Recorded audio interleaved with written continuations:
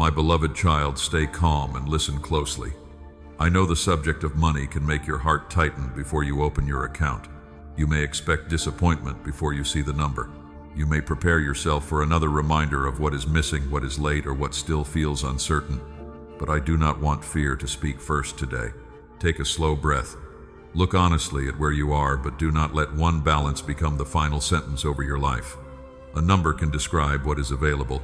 It cannot measure your worth, your faith, your future, or the work I am doing within you.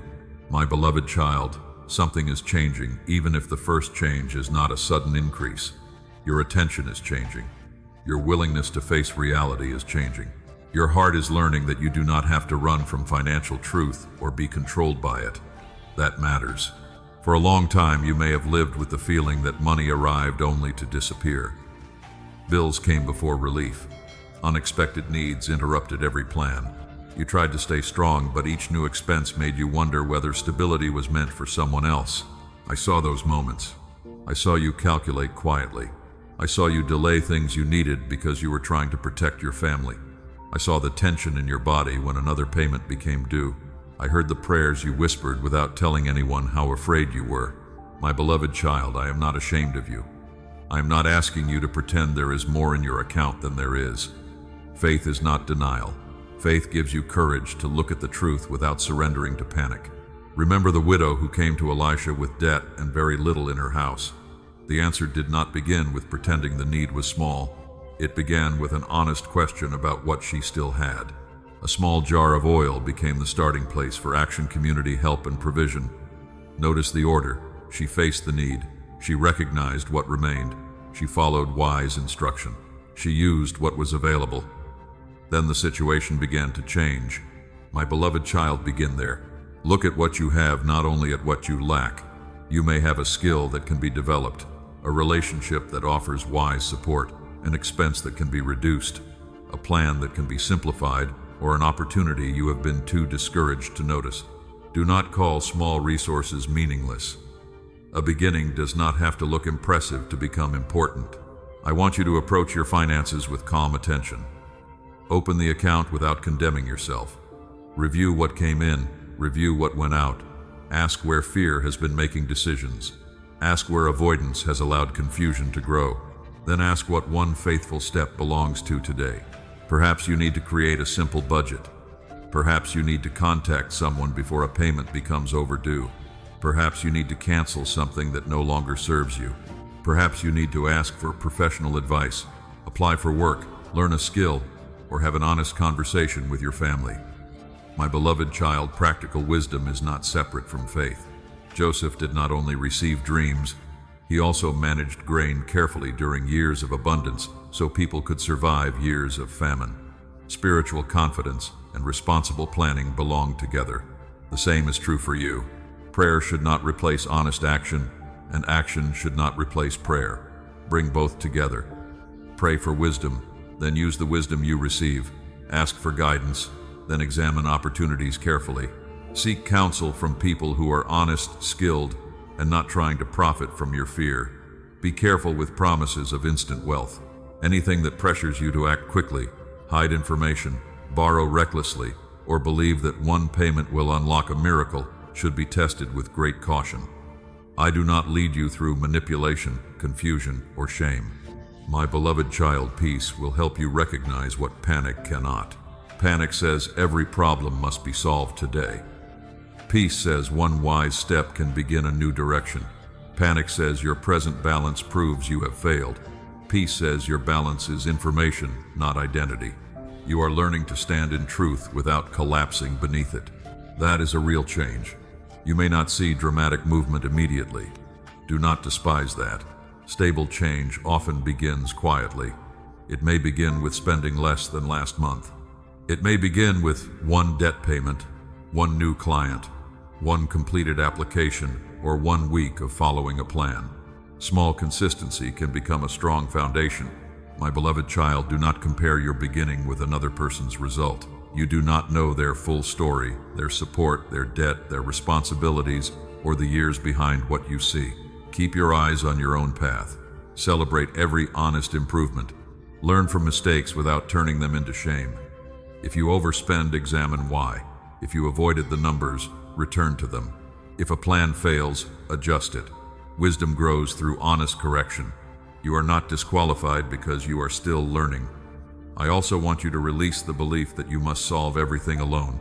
There are times when provision comes through community, through a trusted friend, a financial counselor, a church resource, a family conversation, or temporary assistance. Receiving help does not make you weak. It can give you enough stability to stand again. My beloved child, generosity still matters, but it should never be driven by pressure or fear. Give freely, wisely, and according to what you truly have.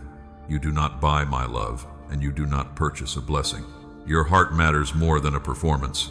Today, stay calm and look again, not because I promise a surprising number will suddenly appear, but because I am teaching you to face money with truth, wisdom, and peace.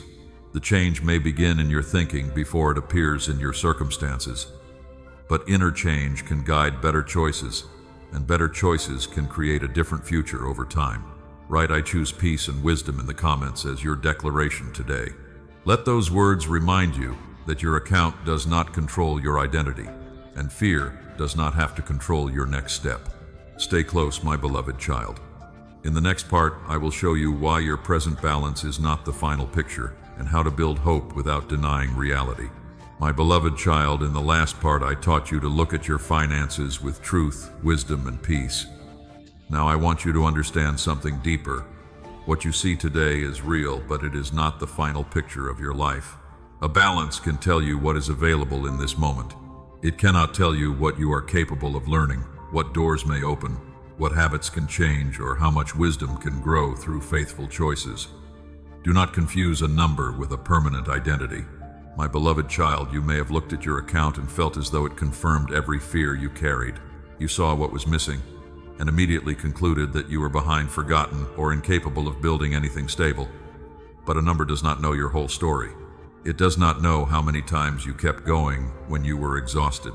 It does not know the responsibilities you carried, the people you protected, the losses you survived, or the ways you continued to believe when nothing seemed to improve.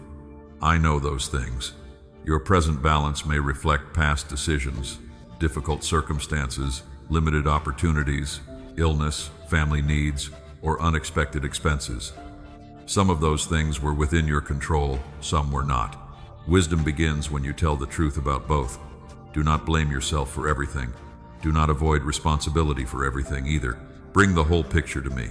My beloved child, think about Gideon. When I called him, he saw himself through the condition of his family and the weakness of his circumstances. He believed he was too small to make a difference. I did not deny the difficulty around him. I reminded him that his present position was not the full measure of what could be formed through obedience, courage, and my presence. You may be standing in a financial season that feels narrow, but narrow does not mean meaningless. It may be teaching you to notice waste, ask better questions, separate needs from pressure, and build habits that will serve you later. My beloved child, there are lessons abundance cannot teach as clearly as limitation. Limitation can expose impulse. It can reveal where pride has prevented you from asking for help. It can show which expenses are connected to comfort image, fear, or the need to please others. At the same time, do not romanticize hardship. I do not ask you to remain in difficulty when wise action can improve your situation. Learn what the season reveals, then move with courage. Create a plan. Write down what you owe. List what must be paid first. Identify what can wait, what can be reduced, and what requires a conversation. If the numbers feel overwhelming, divide them into smaller steps. Confusion grows in darkness. Clarity begins when things are named. My beloved child, hope is not pretending that every problem will disappear quickly. Hope is believing that the future can be shaped through grace, truth learning, community work, and wise decisions. There may be changes you can make immediately. There may also be problems that need time. Be patient without becoming passive. Perhaps your next step is applying for another position. Perhaps it is improving a skill, asking for more hours, starting a careful side project, or seeking advice before making a large decision. It may be preparing meals at home, stopping an unnecessary subscription, setting aside a modest amount, or refusing to spend money to impress people who do not carry your responsibilities. Small choices do not feel dramatic, but repeated choices can change direction. My beloved child, remember the workers rebuilding the wall in Jerusalem. The task was too large for one person, but each family repaired the section near them. Progress came because people stopped staring at the whole problem and began working on the part within reach. You do not need to repair your entire financial story today.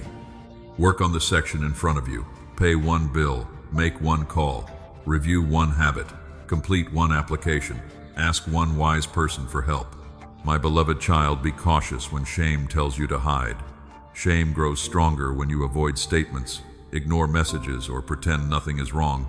Courage may look like opening the envelope, reading the email, or answering the call you delayed. You may not like what you find, but truth gives you a place to begin. If debt is involved, seek reliable guidance. Understand the terms before agreeing to anything. Do not borrow from desperation without counting the cost. Do not trust anyone who promises guaranteed wealth, secret access, or immediate freedom in exchange for money. Test every opportunity with patience, facts, prayer, and wise counsel. My beloved child, your final picture will not be formed by one emotional decision. It will be shaped by ordinary choices made with increasing wisdom. If fear controls you, you may rush. If shame controls you, you may hide. If comparison controls you, you may spend beyond your means. If pride controls you, you may reject help. But when peace leads, you can think. When truth leads, you can adjust. When humility leads, you can learn. When wisdom leads, you can build. My beloved child, financial growth is not only about receiving more. Sometimes growth is keeping more of what already comes in. Sometimes it is losing less through better decisions. Sometimes it is avoiding a harmful agreement. Sometimes it is gaining time, knowledge, or support. A repaired appliance can prevent a greater expense. A healthy boundary can stop someone from repeatedly depending on resources you do not have. A wise conversation can protect a household from confusion. Notice these forms of progress. They may not make your account rise immediately, but they can strengthen the foundation beneath it. My beloved child, contentment and ambition can exist together. You can be grateful for today while working toward something better. You can desire stability without worshiping money. Paul learned how to live through both scarcity and abundance. His peace did not come from pretending needs were unimportant. It came from knowing that circumstances did not define his relationship with me. Your bank account deserves attention, but it does not deserve your devotion. Use money as a tool. Do not let it become your master. My beloved child, the final picture includes more than increased income. It includes stronger character, clearer judgment, healthier boundaries, honest work, generous wisdom, and a heart that no longer collapses every time a number changes. That is the stability I want to build within you. Today, look at your situation again. Name one thing that needs correction and one thing that is already improving. Give thanks for the progress, then take responsibility for the next step. Do not wait until everything feels hopeful. Sometimes hope grows after obedience begins. Write, "My story is still being written," in the comments as your declaration today. Let those words remind you that this moment is information, not a final verdict. Stay close, my beloved child. In the next part, I will show you how I can be working while nothing seems to move, and why hidden preparation often begins before visible progress appears. My beloved child, in the last part I showed you that your present balance is not the final picture of your life. Now I want to speak to the season when you have prayed, planned, worked, and waited, yet nothing around you seems to move. You take responsible steps, but the answer does not come. You make calls, complete applications, reduce expenses, and try to remain hopeful. Still, the door stays closed, the numbers look familiar, and the future feels silent. My beloved child, silence is not proof that nothing is happening. There are forms of work that begin beneath the surface. Roots grow before branches appear. A foundation is strengthened before anyone sees a house rising above the ground. I also see what is being prepared. I see the discipline forming when you follow a plan without immediate reward. I see the humility growing when you ask questions instead of pretending to know everything. These changes may not appear in your account today, but they can affect what you carry tomorrow. My beloved child, remember Joseph. His dreams did not lead directly to a position of influence. There were years when his circumstances seemed to move in the opposite direction. He served in a household that was not his own. He faced false accusation. He spent time in prison after acting with integrity. From the outside, it may have looked as though every faithful step led to another delay. Yet hidden preparation was taking place. Joseph was learning how to manage responsibility, read situations, endure disappointment, and remain useful in places he never would have chosen. When the larger assignment arrived, the necessary character and experience had already been formed. My beloved child, I am not telling you that every delay will lead to wealth recognition or the exact outcome you desire.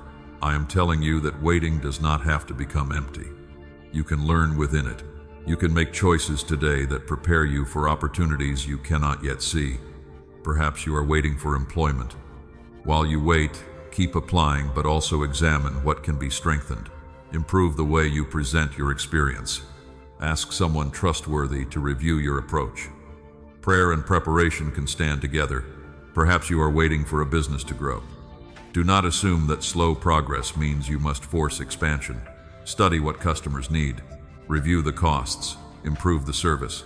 Protect yourself from debt taken to create the appearance of success. My beloved child, hidden work is often ordinary. It may look like keeping records accurately, arriving on time, learning from criticism, or following through on a promise. It may look like making one wise choice repeatedly until it becomes part of your character. A musician practices before the audience hears the song. A farmer prepares soil before expecting a harvest. A builder checks the level of a wall before adding another row. The visible result depends on invisible faithfulness. My beloved child, there are also times when what feels like delay is protection.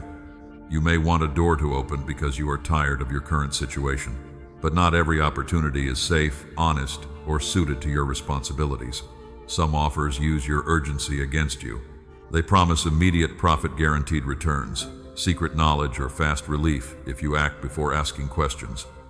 They may tell you that hesitation means you lack faith. That is not wisdom. Take time to understand the terms, read what is written, ask who benefits, seek advice from someone who is not receiving money from your decision. A healthy opportunity can withstand careful examination. My beloved child, do not call every closed door divine protection, because some doors remain closed for practical reasons that require learning adjustment or another attempt. But do not assume every closed door is punishment either. Sometimes the answer is no. Sometimes it is not yet. Sometimes it is tried differently. Discernment helps you respond without shame. You may need to improve your preparation. You may need to stop pursuing something that keeps producing harmful fruit. You may need to continue because the timing depends on circumstances outside your control. Bring each possibility to me with honesty. My beloved child, the quiet season can reveal what you truly trust. When quick results disappear, you discover whether your peace depended on progress, praise, or certainty. You may notice how often you check for signs, how quickly you lose hope, or how strongly comparison controls your mood. Do not condemn yourself when these patterns appear. Let truth expose them so they can be healed. You are learning to remain steady before the evidence arrives. That does not mean ignoring facts or pretending success is guaranteed.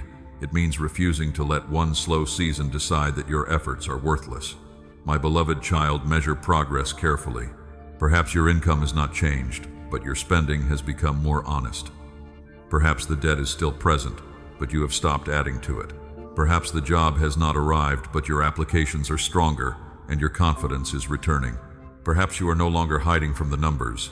These are not the final outcome, but they are meaningful movement. Notice what has improved inside your habits, thinking, and relationships. Gratitude for small progress can protect you from the lie that nothing is happening. My beloved child, waiting also requires rest. Constant effort without recovery can make every delay feel like rejection. You begin to believe that if you stop, the opportunity will pass you by.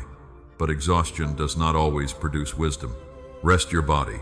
Pray without turning every prayer into a demand for immediate answers. Spend time with people who remind you that your life contains more than financial pressure. You are a person, not a machine built to produce.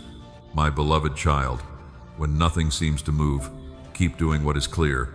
Work honestly, manage what you have, learn what you need, ask for support, refuse manipulation, remain open to correction. Then release the timeline you cannot control. I am present in visible progress, but I am also present in patient formation. I can guide you through the opportunity that opens the lesson that corrects you, the person who offers help, and the strength to continue when the road remains uncertain. Do not build your faith on a promise that every effort will produce quick financial gain. Build it on the truth that you are not abandoned while you learn, act, wait, and begin again. My beloved child, one day you may recognize that this quiet period changed more than your circumstances. It taught you to think before reacting, to examine before trusting, and to prepare before expanding. That kind of growth can protect what later enters your hands. Write "I trust the hidden work" in the comments as your declaration today. Let those words remind you that unseen preparation can still be meaningful when it is joined with wisdom and faithful action. Stay close, my beloved child. In the next part, I will show you how to recognize the first signs of progress without exaggerating them, and how a small beginning can become a foundation for lasting change. My beloved child, in the last part I showed you that hidden preparation can be meaningful. Now I want to help you recognize the first signs of progress. A beginning can be small. It may appear as more room in your budget, a debt that finally stops growing, a new conversation, or an opportunity that gives you one step forward. Do not dismiss it, because it is not dramatic. My beloved child, the first increase is not the whole harvest. It is a beginning. It is information. It is an invitation to become more attentive, more grateful, and more responsible with what is already changing. You may be tempted to react in one of two ways. You may become so excited that you spend too quickly, make large plans, or assume every problem has been solved. Or you may become so cautious that you refuse to believe any progress is real. Neither response will help you build wisely. Peace allows you to notice improvement without exaggerating it. Remember the servants in the parable of the talents. Each one received something to manage. The focus was not on appearance, applause, or comparison. It was on what each person did with what had been placed in their hands. My beloved child, the first increase carries a question. What will you do with it? If an unexpected amount arrives, pause before spending. Ask whether it should cover a need, reduce debt, create an emergency cushion, or support something important that has been delayed. If new work appears, do not only celebrate the income, consider the responsibility. Ask whether you can complete the work with honesty, quality, and healthy limits. If an idea comes, write it down, test it, research it. Speak with people who understand the field. Do not assume every idea is a command, but do not ignore a reasonable possibility because fear has made you passive. My beloved child, small beginnings need care. A young plant can be damaged if it is pulled from the soil every day to see whether the roots are growing. In the same way, constant checking emotional reactions and rushed decisions can disturb progress that needs patience. Pay attention, but do not become consumed. Review your finances at a healthy time, follow your plan, make adjustments when facts require them, then return to the rest of your life. You were not created to spend every hour measuring money. My beloved child, a first increase may not always appear as cash. It may come as an expense that becomes smaller, a fee that is removed, a repair that lasts longer than expected, or help that prevents you from taking on harmful debt. It may come as better health that allows you to work more consistently. It may come through knowledge that protects you from a poor agreement. Provision has more than one form. Learn to recognize what supports stability, not only what raises a number. At the same time, remain honest. Do not call every coincidence a divine sign. Do not force spiritual meaning onto ordinary events simply because you want certainty. Test what you see. Does this change produce wisdom, peace, integrity, and responsible action? Does it encourage patience rather than urgency? Does it align with truth and protect the people affected by your decisions? Healthy fruit matters. My beloved child, remember Elijah when the rain had not yet returned. His servant looked toward the sea again and again before seeing a cloud as small as a human hand.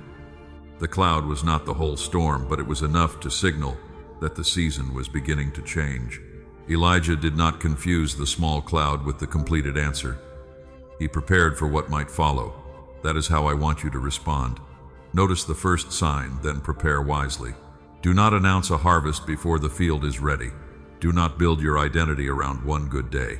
Let gratitude steady you while discipline guides you. My beloved child, there may also be a first increase inside you. You may feel less afraid when opening your account. You may recover more quickly after an unexpected expense.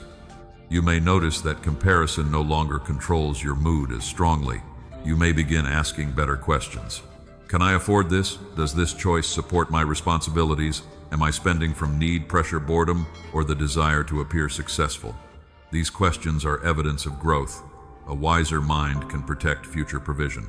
My beloved child, if progress appears, remember the people who helped you. Gratitude keeps increase from turning into pride. Thank the person who offered advice, encouraged you, recommended your work, or stood beside you when you were discouraged. Do not treat support as though you created every opportunity alone. At the same time, do not surrender control of your choices to people simply because they helped you. Appreciation and healthy boundaries can remain together. You are still responsible for discernment. My beloved child, celebrate carefully. There is nothing wrong with feeling joy when something improves. You do not need to remain anxious in order to prove that you are responsible. Let yourself breathe. But celebration does not need to become careless spending. A quiet meal, a prayer of thanks, or a moment with someone you love may honor progress more deeply than buying something you cannot sustain. Choose joy that does not weaken tomorrow. My beloved child, the beginning may feel slow because you are used to measuring change by dramatic events. But steady improvement often looks ordinary. One payment made on time, 1 week without adding new debt, one client who returns, 1 month of following a budget, one conversation that leads to another opportunity. These moments can form a pattern. Do not demand that the pattern prove everything immediately. Give consistency time to speak. My beloved child, if the first sign disappears or the next month becomes difficult, do not assume all progress was false. Financial life can move through unexpected costs, changing work, illness, and responsibilities. One setback does not erase every healthy habit you have formed. Return to the plan, review what changed.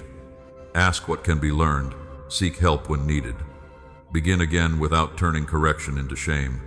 Stability is not a life without interruption. It is the ability to respond to interruption without losing all direction. My beloved child, I want the first increase to deepen your faithfulness, not feed fantasy. I wanted to teach you that small progress deserves attention-wise management and patient gratitude. Do not use it as proof that every desire will be fulfilled. Use it as encouragement to continue doing what is honest and clear. Work with integrity. Manage carefully. Pray for wisdom. Stay open to learning. Refuse shortcuts that depend on secrecy, pressure, or guaranteed returns. Let the beginning remain a beginning.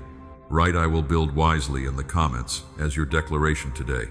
Let those words remind you that progress becomes stronger when gratitude and responsibility grow together. Stay close, my beloved child. In the next part, I will show you why I am not preparing a temporary surge and how lasting stability is built through patient structure and faithful stewardship. My beloved child, in the last part I showed you how to recognize the first signs of progress without exaggerating them.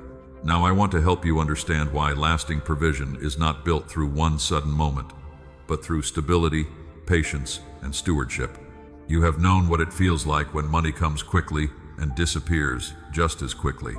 A payment arrives, relief enters your heart, and then another expense appears. A little breathing room opens, but before you can settle, the pressure returns. Over time, this pattern can train you to distrust every improvement. My beloved child, I see how tiring that has been. You do not only want more money. You want enough stability to plan, rest, make thoughtful decisions, and stop living as though every unexpected cost will destroy the little progress you have made. That desire is understandable. But stability is rarely built through one dramatic increase. It is usually formed through repeated choices, structure, honest work, and patience to let small gains become dependable patterns. Think about Noah building the ark. He did not wait for the rain to begin before preparing. He followed instruction one piece at a time. The work was slow, repetitive, and probably misunderstood by others. Yet the structure mattered before the storm arrived. My beloved child, your financial life also needs structure. A sudden increase without a plan can disappear through confusion, pressure, poor decisions, or the expectations of other people. More income does not automatically create more peace. Without wisdom, more can become another form of instability. That is why I want you to build carefully. Know what enters your household, know what leaves it, Decide what is essential, what can be reduced, and what needs to wait. Make room for emergencies when you are able.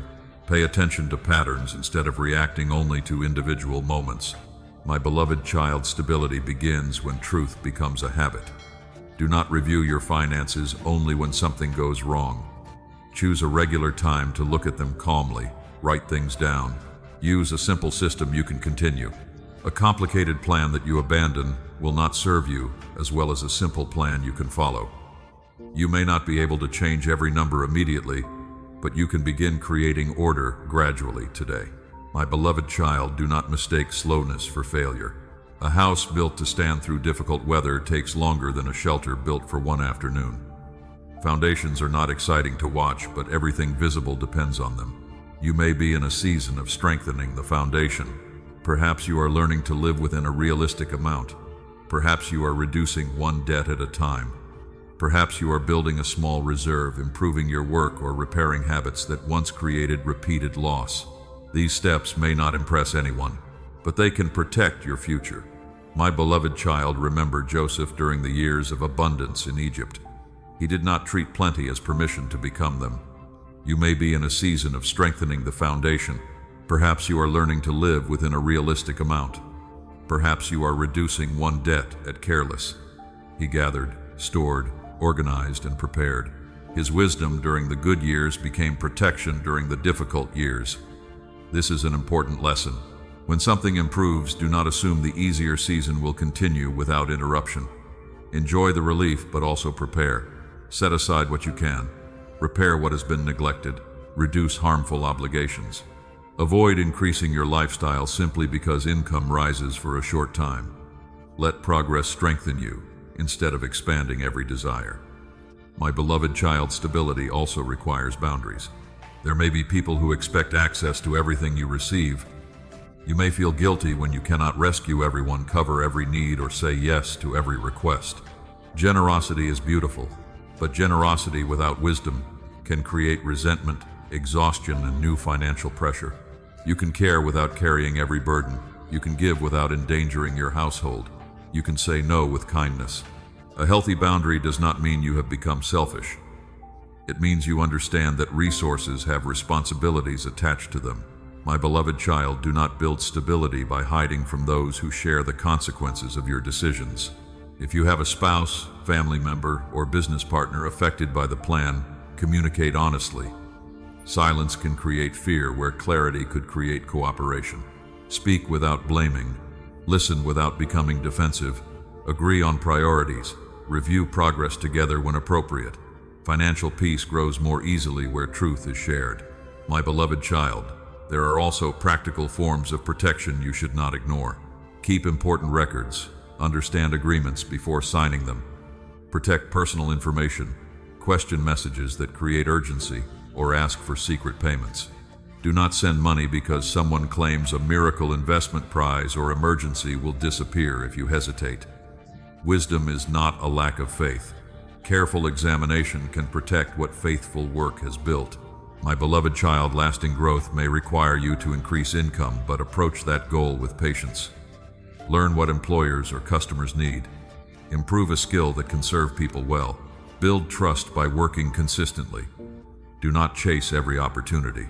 Some opportunities consume time, damage health, or demand money before offering anything reliable. Count the cost. Look at the fruit. Ask whether the path can be sustained. A better opportunity should not require you to become dishonest, reckless, or completely unavailable to the people you love. My beloved child, rest is part of stability too. If you are exhausted, you may spend for quick comfort, make decisions without thinking, or accept offers you would question with a clearer mind. Give your body enough care to support wise judgment. Sleep when you can. Eat regularly. Step away from constant financial content. Do not allow fear to keep your mind working through every possible disaster at night. You need space to hear truth. My beloved child, there may still be setbacks. A repair may cost more than expected. Work may slow. A family need may change the plan. Stability does not mean nothing difficult ever happens. It means one difficult event does not immediately destroy every habit, relationship, and decision you have built. It means you know how to pause, review, adjust, seek help, and continue. That kind of stability grows over time. Do not shame yourself if you are not there yet. Every correction strengthens the structure. My beloved child, I want you to measure progress differently. Notice whether you are less afraid to look at the numbers. Notice whether you recover from an unexpected expense without losing all hope. Notice whether you ask better questions before buying, borrowing, giving, or investing. These changes inside you are part of the stability you have been asking for. A temporary surge makes you feel powerful for a moment. Stability helps you live with peace over many seasons. Choose what lasts. Write "I am building with wisdom" in the comments as your declaration today. Let those words remind you that patient stewardship can turn small beginnings into a dependable foundation. Stay close, my beloved child.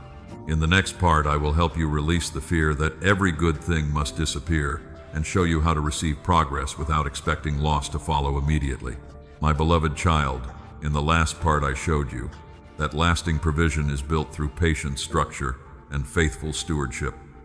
Now I want to speak to the fear that rises when something begins to improve. You have learned to expect loss. When money arrives, part of you prepares for it to disappear. When a door opens, you wonder how long it will remain open. When peace enters your home, you wait for trouble. My beloved child, that fear did not appear without a reason. It may have grown through years of unstable work, sudden expenses, broken promises, family pressure, or seasons when every small gain was followed by another demand. Your mind learned to protect you by expecting disappointment before it happened, but protection can become a prison. If you always assume good things will end, you may never receive them with wisdom. You may spend too quickly because you believe there will not be another chance. You may refuse to plan because planning feels dangerous. You may push away help because dependence once led to pain. My beloved child, I want to loosen that fear gently. I am not asking you to believe that nothing difficult will ever happen again. I am not promising that every season will remain comfortable or that every financial gain will stay untouched. I am teaching you that difficulty does not have to erase every good thing I am forming within you. Remember the Israelites gathering manna in the wilderness. Each morning provision appeared for the day. They were told not to hoard it out of fear. Some tried to gather more than they needed because they did not trust that provision would return. Their fear turned daily care into anxiety. My beloved child, you may do something similar. You may cling, rush, overwork, or worry because you believe today is your only chance to be safe. But safety is not created by panic. Look at what is already different. You may still face pressure, but perhaps you no longer avoid the numbers. You may still have debt, but perhaps you have stopped adding to it. You may still need more income, but perhaps you are asking better questions before accepting an opportunity. These changes matter. They show that the future does not have to repeat the past in the same way. My beloved child, release the belief that one setback means everything is collapsing. A difficult month does not erase months of discipline.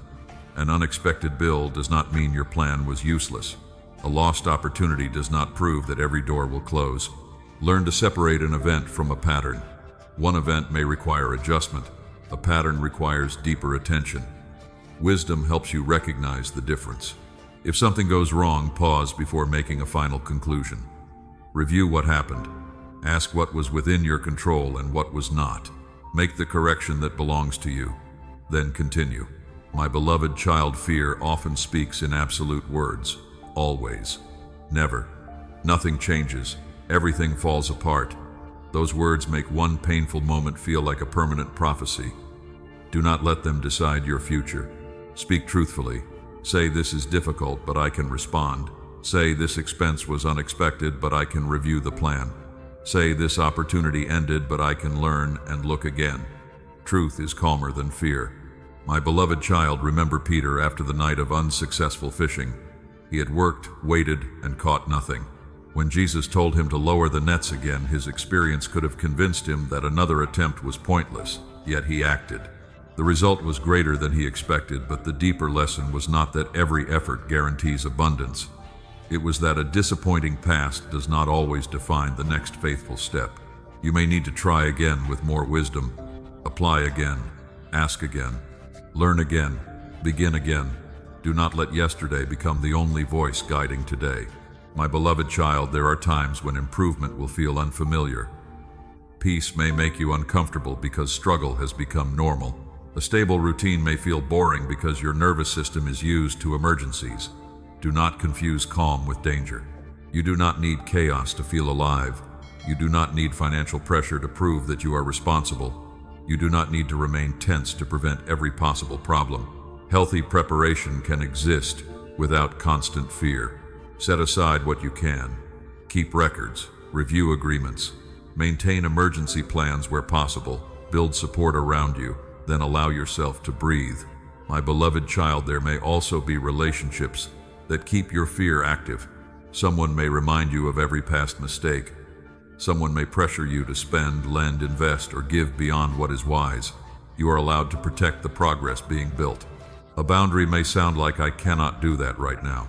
It may sound like I need time to review this. It may sound like I will not borrow money for this request.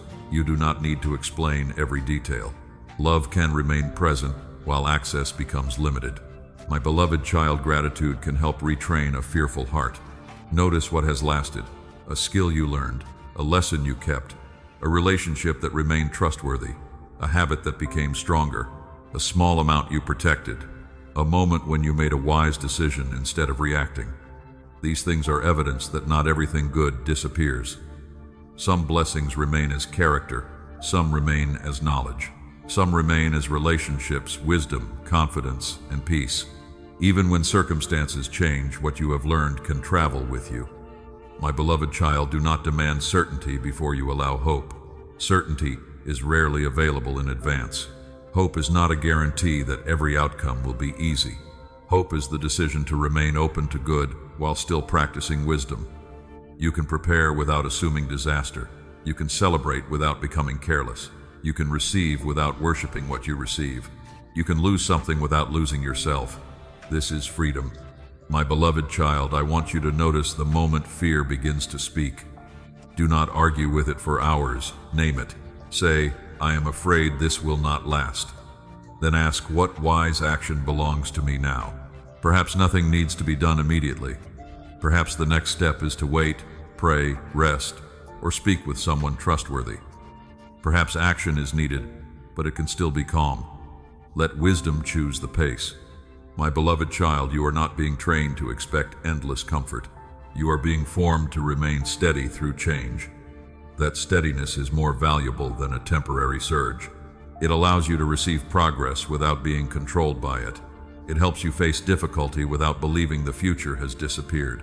Write, good things can grow with wisdom in the comments as your declaration today. Let those words remind you that fear does not have to predict what comes next. Stay close, my beloved child.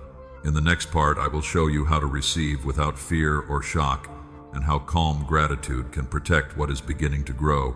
My beloved child, in the last part, I helped you loosen the fear that every good thing must disappear.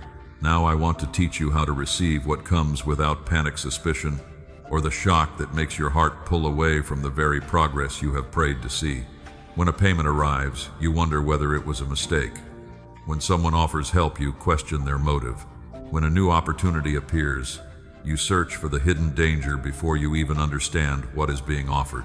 My beloved child, caution can be wise, but constant suspicion can keep you trapped.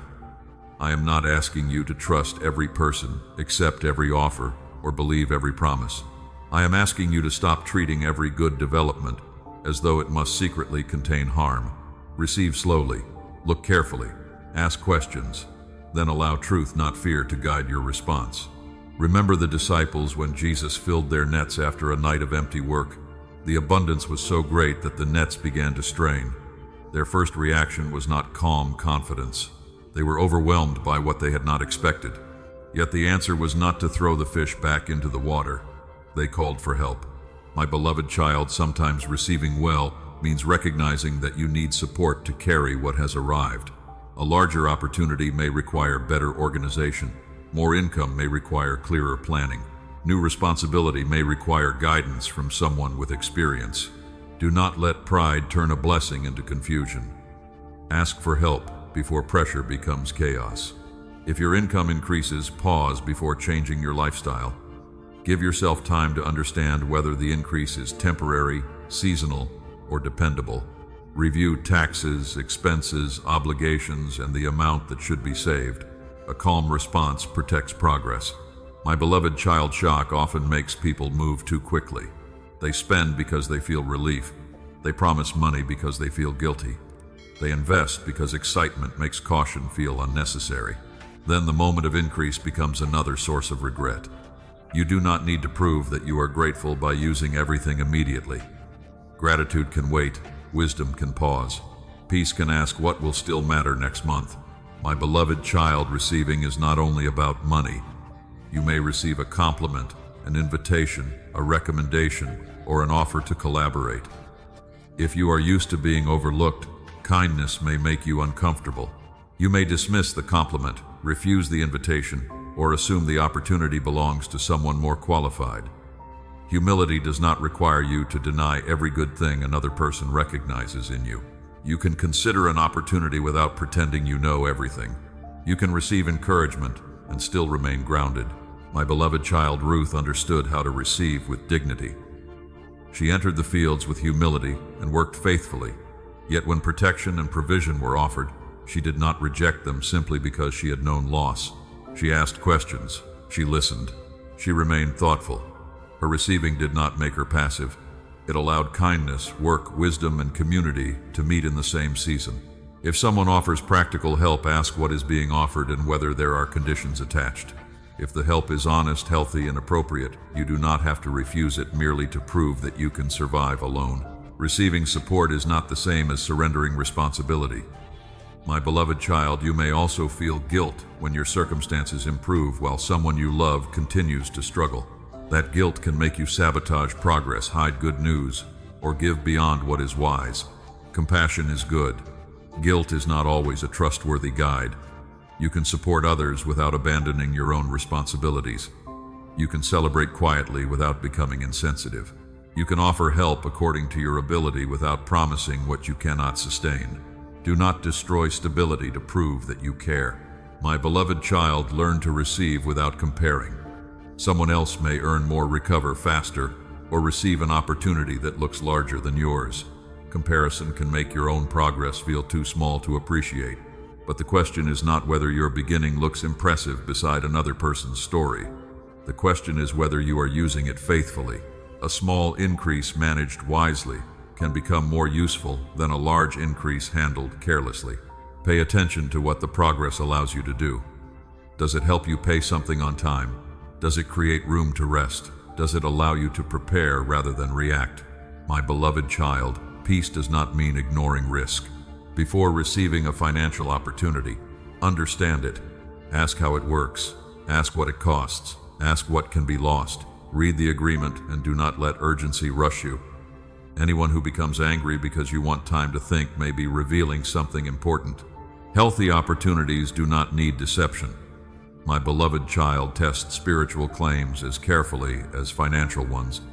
Do not believe that a donation, purchase, secret phrase, or repeated number will guarantee increase. You do not buy my favor. Generosity should come from love, freedom, and wisdom, not from fear that you will miss a blessing. I do not need manipulation to guide you. My beloved child, when a genuine good thing arrives, let yourself breathe. Say thank you. Notice the relief without building your identity around it. One payment does not make you superior. One opportunity does not make you invincible. Receive with gratitude, then continue with humility. My beloved child, there may be times when what you receive is smaller than you hoped. Do not let disappointment blind you to usefulness. A partial payment can still reduce pressure. A short contract can still build experience. A small emergency fund can still create protection. One new customer can still teach you what to improve. Use what is present without pretending it is complete. You can be thankful and still desire growth. You can celebrate progress and still make a plan. My beloved child, I also want you to receive rest. You may believe you must keep moving because slowing down feels unsafe. But if every improvement only causes you to work harder, you may never experience the peace that stability was meant to create. Rest is not irresponsibility when responsibilities are being handled. A quiet evening time with family, a walk, prayer, or sleep can restore the clarity that wise stewardship requires. Receive the gift of enough for today. My beloved child, the deepest change may be this. You no longer have to meet every good thing with the question, when will it be taken away? You can ask a better question. How can I receive this with gratitude, wisdom, and peace? That question will change the way you handle opportunities, relationships, support money, and rest. Write "I receive with wisdom and peace" in the comments as your declaration today. Let those words remind you that calm gratitude protects what fear would either reject or misuse. Stay close, my beloved child. In the next part, I will show you how peace prepares your heart for provision and why inner steadiness must grow alongside every outward change. My beloved child, in the last part, I taught you how to receive without fear, suspicion, or shock. Now I want to show you why peace must grow inside you before greater provision can be carried with wisdom. You have often believed that peace will come after everything is fixed, after the debt is gone, after the income becomes steady, after the unexpected expenses stop, after every question has an answer. But if peace depends entirely on circumstances, it will disappear whenever circumstances change. My beloved child, I want to build something deeper. I want to teach your heart how to remain steady while you plan, work, wait, adjust, and receive. This peace does not deny the numbers. It gives you enough clarity to face them without panic. Panic narrows your vision. It makes every problem feel urgent and every decision feel final. It pushes you to accept poor terms spent for quick comfort or avoid the truth because the truth feels too heavy. Peace creates room. It allows you to ask better questions, compare options, seek counsel, and choose a step you can sustain. Remember Jesus in the boat while the storm moved around him. The disciples saw waves, wind, and water entering the vessel. Their fear told them that danger had already decided the ending. Jesus did not pretend the storm was harmless. He showed them that fear did not have to become their master. My beloved child, financial pressure can feel like that storm. A bill arrives, work slows, or a family need appears, and your mind begins writing the worst possible future. Slow down. Ask what is true today. What must be handled now? What can wait? Who can help? What information is still missing? What part belongs to you and what part remains outside your control? These questions are not a lack of faith. They are part of wise stewardship. My beloved child, peace also protects you from people who profit from urgency. Some offers are designed to make you afraid of missing out. They tell you to act immediately, send money quickly, or trust a promise that cannot be examined. A peaceful mind can pause. It can read the details. It can ask for evidence. It can walk away when an opportunity depends on secrecy, pressure, or guaranteed results. I do not lead you through confusion and manipulation. My beloved child, peace does not mean you become passive. It does not mean you stop looking for work, ignore debt, or wait for money to appear without action. Peace gives action a healthier foundation. You can apply without desperation. You can negotiate without shame. You can make a budget without condemning yourself. You can ask for assistance without believing you have failed. Calm action often reaches places panic cannot. Think about Nehemiah rebuilding Jerusalem. He prayed, but he also inspected the walls. He understood the damage, organized the work, assigned responsibility, and remained alert to opposition. Prayer did not replace planning. Planning did not replace dependence on me. Both belong together. My beloved child, let peace shape the way you handle what you already have. Before you ask for more, notice whether your current resources are surrounded by order or confusion. Do you know which payments are due? Do you understand the agreements you have signed? Do you know where small amounts repeatedly leave your account? These questions are not meant to create fear. They help turn uncertainty into clarity. Choose one regular time to review your finances. Do not check every hour because anxiety demands reassurance. Do not avoid the account for weeks because shame tells you to hide. Create a calm rhythm. Look, record, adjust, then step away. Your life is larger than a balance. My beloved child, peace can also change the way you speak about money with people you love. Fear often produces blame, secrecy, defensiveness, or silence. You may hide a purchase because you do not want conflict. You may accuse someone before hearing their concern. You may avoid a conversation until the pressure becomes impossible to ignore. Invite truth without cruelty. Say what is happening. Name what needs to change. Listen carefully. Agree on the next step where possible. A peaceful conversation does not guarantee agreement, but it can protect dignity and reveal what fear has been hiding. My beloved child, there may be moments when your body needs care before your mind can think clearly. Financial stress can interrupt sleep-tightened muscles, change your appetite, and make concentration difficult. Do not treat your body as though it is separate from your spiritual life. Rest when you can, eat regularly, breathe slowly, walk outside, speak with a doctor or counselor when anxiety becomes persistent or interferes with daily life. Receiving professional support is not spiritual failure. It may be part of the care available to you. My beloved child, gratitude also prepares you for provision because it helps you see what is already supporting your life. Gratitude does not mean calling hardship easy. It means noticing that hardship is not the entire story. Perhaps someone gave you useful advice. Perhaps a payment was delayed long enough for you to make a plan. Perhaps you learned a skill, avoided a scam, repaired something instead of replacing it, or found a small way to reduce pressure. Notice these forms of help.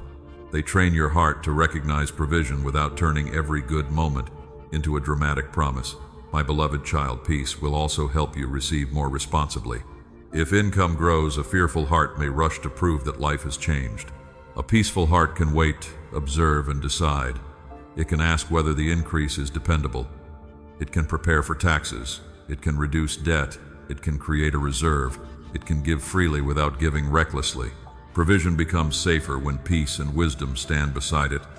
My beloved child, do not measure peace by whether you ever feel anxious again. You may still have moments when fear returns. The goal is not emotional perfection. The goal is learning how to return. Return to truth. Return to prayer. Return to the plan. Return to wise support. Return to the next faithful step. Each return strengthens you. Over time, you may notice that the same situation no longer controls you as deeply. You recover faster.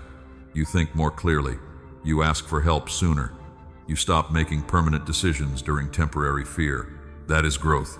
My beloved child, I want provision to support your life, not become the center of it. Money is useful, but it cannot carry the weight of your identity, your hope, or your peace. Let Christ remain your foundation. Let wisdom guide your choices. Let money serve your responsibilities, your family, your generosity, and your purpose. Write "Peace is preparing me" in the comments as your declaration today. Let those words remind you that inner steadiness is not separate from provision. It helps you recognize, receive, protect, and use it well with greater freedom. Stay close, my beloved child. In the next part, I will show you how fear, shame, and survival habits shaped your thinking about money and how that mindset can begin to heal. My beloved child, in the last part, I showed you how peace prepares your heart to recognize and manage provision. Now I want to speak to the beliefs about money that have been shaping your thoughts, reactions, and choices for longer than you realize. You may believe money is always difficult to keep. You may believe that whenever something improves, another problem will appear. You may believe that security belongs to other people while your role is to struggle, catch up, and survive. My beloved child, these beliefs did not form in one day. Some began in childhood. You may have heard arguments about bills, watched adults hide fear, or learned that asking questions about money created tension. Perhaps you saw people work hard and still fall behind. Perhaps generosity was mixed with guilt, control, or pressure. Your heart was paying attention. It learned to connect money with danger, shame, conflict, and uncertainty. My beloved child, I want to separate money from the fear that has grown around it. Money is a tool. It can be used wisely or carelessly. It can support a family solve practical problems, create opportunity, and help someone in need. But it cannot decide who you are. Your worth does not rise when the balance rises. Your worth does not fall when the balance falls. Your value is not created by income, possessions, debt, or the approval of people who only respect visible success. You are loved before any number changes. Remember Zacchaeus. His relationship with money had become tangled with power, dishonesty, and the need to secure himself. When he encountered Jesus, transformation did not begin with a larger account. It began with truth entering his heart. His new mindset changed the way he handled what he had. My beloved child, healing your mindset does not mean repeating positive phrases while ignoring facts. It means allowing truth to correct the conclusions fear has been making. Fear says, I will never have enough. Truth says I can learn to manage what is present and seek wise ways to grow. Shame says I have made mistakes, so I am a failure. Truth says I can take responsibility, repair what is possible, and make different choices. Comparison says everyone else is ahead. Truth says I do not know their whole story, and I am responsible for my own path. My beloved child, notice the language you use about yourself. Do you call yourself hopeless with money? Do you say you always ruin progress? Do you speak as though one mistake reveals your permanent identity? Words repeated often become expectations. Speak honestly, but do not curse your future with careless conclusions. Instead of saying, I am terrible with money, say, I am learning to make clearer decisions. Instead of saying, I will always be broke, say, my situation is difficult, but I am taking responsible steps. This is not pretending. It is refusing to turn a temporary condition into a lifelong name. My beloved child, survival habits can continue even after circumstances begin to improve. You may buy quickly because you fear the chance will disappear. You may keep too much hidden because trust feels unsafe. You may avoid planning because looking ahead once felt painful. You may also give too much because saying no makes you feel guilty. These habits once helped you cope, but they may no longer help you build. Look at them gently. Ask what feeling appears before the behavior. Is it fear, loneliness, pressure, boredom, shame, or the desire to feel successful for a moment? A purchase can sometimes become an attempt to quiet an emotion. Pause before acting. Ask what you truly need. My beloved child, remember the rich young ruler. His possessions were not simply things he owned. They had become part of the security he could not imagine releasing. The problem was deeper than the amount. Money had taken a place in his heart that belonged to trust. You may not consider yourself wealthy, but fear can still make money your master. If every decision is controlled by getting more, keeping more, appearing successful, or avoiding all loss, then money is carrying weight it was never meant to carry. Let it return to its proper place. Use it, manage it. Do not worship it. My beloved child, healing also requires forgiveness. You may need to forgive yourself for choices made without knowledge, support, or emotional strength. You may need to forgive someone whose financial decisions affected your life. Forgiveness does not erase consequences. It does not remove the need for repayment, boundaries, or accountability. It releases your heart from being ruled by bitterness. You can acknowledge what happened and still choose a wiser direction. My beloved child, if another person's control over money has made you unsafe, seek support. Financial abuse can include hiding resources, blocking access, creating debt in your name, or using money to control your choices. You do not have to remain silent. Speak with someone trustworthy. Seek legal, financial, or professional guidance where needed. Safety and truth matter. My beloved child, healing your mindset also means learning contentment without giving up growth. Contentment says, I can receive today without despising it. Growth says I can work towards something better with patience and integrity. These two can stand together. You can be grateful and still build. You can enjoy a simple life and still seek greater stability. You can desire more income without believing more income will solve every wound. Paul learned to live through both need and abundance. His strength came from Christ, not from a number staying permanently high. My beloved child, create new experiences around money. Review your account while calm. Celebrate a payment made on time. Talk about finances without blame. Save a small amount if you are able. Ask questions before signing. Each healthy experience teaches your mind that money does not always have to mean panic. Over time, the old reaction can weaken. You may still feel tension, but you will know what to do with it. Breathe. Look at the facts. Return to the plan. Ask for wisdom. Take one step. My beloved child, do not expect healing to happen all at once. Old beliefs may return when pressure increases. That does not mean you have failed. It means another layer is ready to be examined. Return without shame. Your relationship with money can become calmer, clearer, and more honest. You can learn to make decisions from wisdom instead of fear. You can receive without losing yourself and give without trying to purchase love. As your thinking heals, you will stop seeing every decision as an emergency. You will give yourself time to learn, compare, pray, and choose. That slower rhythm is not weakness. It is evidence that fear is gradually losing its authority over your daily life. Write "My mind is being renewed" in the comments as your declaration today. Let those words remind you that financial healing begins within, but it does not end there. Stay close, my beloved child. In the next part, I will show you how a renewed mind helps you recognize the ideas, skills, relationships, and opportunities that may become part of your provision. My beloved child, in the last part I showed you how fear, shame, and survival habits can shape the way you think about money. Now I want to show you what becomes possible when your mind begins to heal. You start to notice what fear hid. An idea that seemed small may become worth exploring. A skill you treated as ordinary may have value to someone else. A conversation may reveal a need you can meet. An opportunity may appear through a person, a place, or a responsibility already near you. My beloved child, provision does not always arrive as money placed into your hands. Sometimes it arrives as wisdom. Sometimes it arrives as instruction. Sometimes it arrives as a chance to learn, serve, create, improve, or begin again. Do not limit my care to one form. Remember Bezalel, whom I filled with skill, understanding, and craftsmanship for the work of building the tabernacle. His provision was not only material, it was also ability, creativity, patience, and knowledge that could be used for a meaningful purpose. My beloved child, you may carry something useful that you have overlooked because it feels familiar. Perhaps you know how to organize, repair, explain, encourage, cook, design, listen, teach, write, or solve problems. What feels natural to you may be exactly what another person needs. Do not assume a gift has no value because it does not look dramatic. Pay attention to the questions people bring to you. Notice the work that gives you energy instead of draining part of you. Consider the problems you understand because you have lived through them. These clues may help you recognize where service and opportunity meet.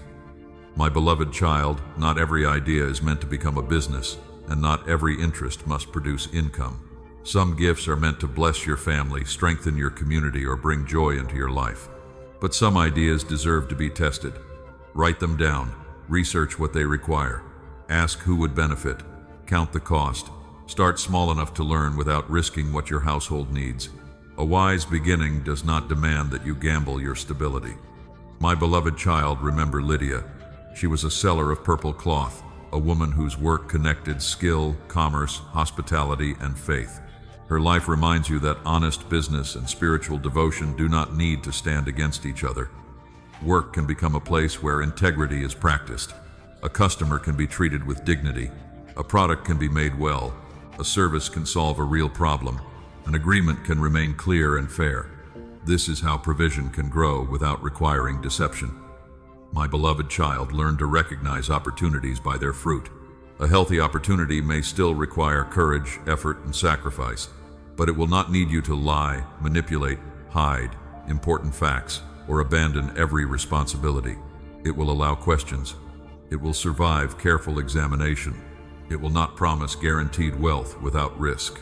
It will not demand immediate payment because fear is being used to control you. Test what is offered. Speak with people who understand the field. Read the agreement. Ask how income is created, what expenses are involved, and what could go wrong. Prayer and research belong together. My beloved child, some opportunities will come through relationships. Someone may recommend your work, introduce you to a person, mention a position, or invite you into a project. Do not treat people as tools. Build relationships with sincerity. Listen. Be helpful when you can. Keep your word. Show respect even when no benefit seems available to you.